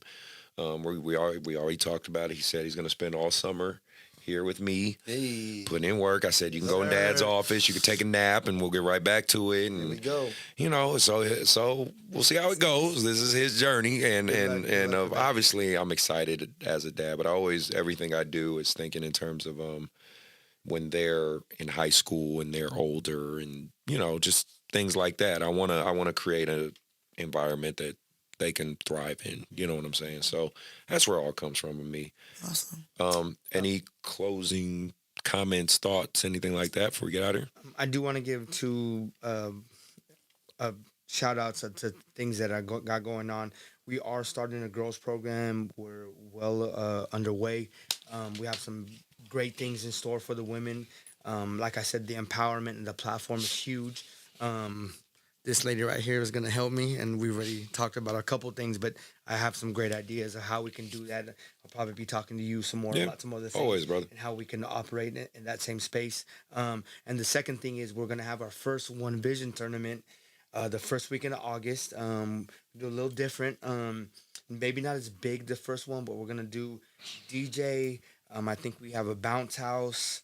A taco truck. Nice. So we're gonna make it as the end of the summer AU style. Right? Very cool. We're doing. I want this to be a family atmosphere. You doing it out there, out in Sacramento? Yeah, Sacramento. Okay, So, okay. And we'll definitely talk about some because I want some YBA teams out there. And Yeah. stuff like Oh, that. you know, I'll support big time. And with all that being said, is I want to invite everybody that's from the area, and like I said, I'm gonna extend my hand, and I'm just that way. I'm gonna keep extending. Hopefully, we can get more brothers and sisters to join us on this mission of changing the culture here. But if not, it's not gonna change me because this is kind of a mission from God that He put on me now. I mean, you don't plan Africa if you want to just do everything by yourself and be like, oh, I'm this great. I'm just a simple person who had a dream, quote unquote, like Martin Luther King, and I'm getting now the opportunity to act on that. And like I said, I'm gonna keep inviting kids and people like you who are helping kids because at the end of the day, if we're doing positive things for them, then that means we're doing the right thing. Yes, sir. Anything for you, Ruth? Well, you said something about dream, which is a great segue into saying thank you for creating this space for the years you've done it.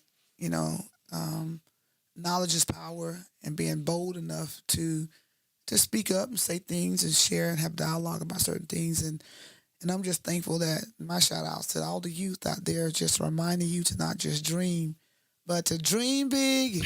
If you want it, you can do it. Dream big. Pour your heart into it. Nice. If it were dreaming about, you might as well. If it were dreaming about, you might as well. Dream big. Dream big. Amen. Amen. I got some applause, right? That's the first on the show. I know. I like that. That's the first. That's the first. Hey, I like that. let's go. No, hold on. Let me get my outro music. Great show. Yo, thank you. Yeah, and if you stayed and you watched it, you're a real one. I know a lot of people listen to it in segments. Thank you, Johan. Shout out to you as always, Sir, brother. So if you're listening again, do that HBO special. Help a brother out. Subscribe, share, listen. I can't thank you two enough for being on the show. Really, I really do appreciate both you guys. Shout out to Carté. I know I have to shout her out. She's been a great person in my life. Also, when Ruthie gets her podcast out, please check that out, right? Again, it's Heart of Champions, correct? Heart of Champions. Please go ahead and check that out and support her. Shout out to all my AAU kids. Kai, I just saw Kai at Hardwood again, so shout out to Kai. Good seeing you, Knucklehead.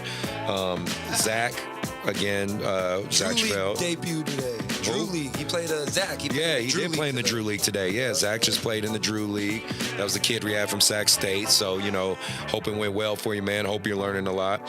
Next episode, I should be having Ryan from Touch Shooting. So that should be a huge episode because we are both brothers in a similar atmosphere. We both have our own facilities and working in this basketball culture and working together. It's it's a grind. So, I think having that episode with Ryan's about to be amazing.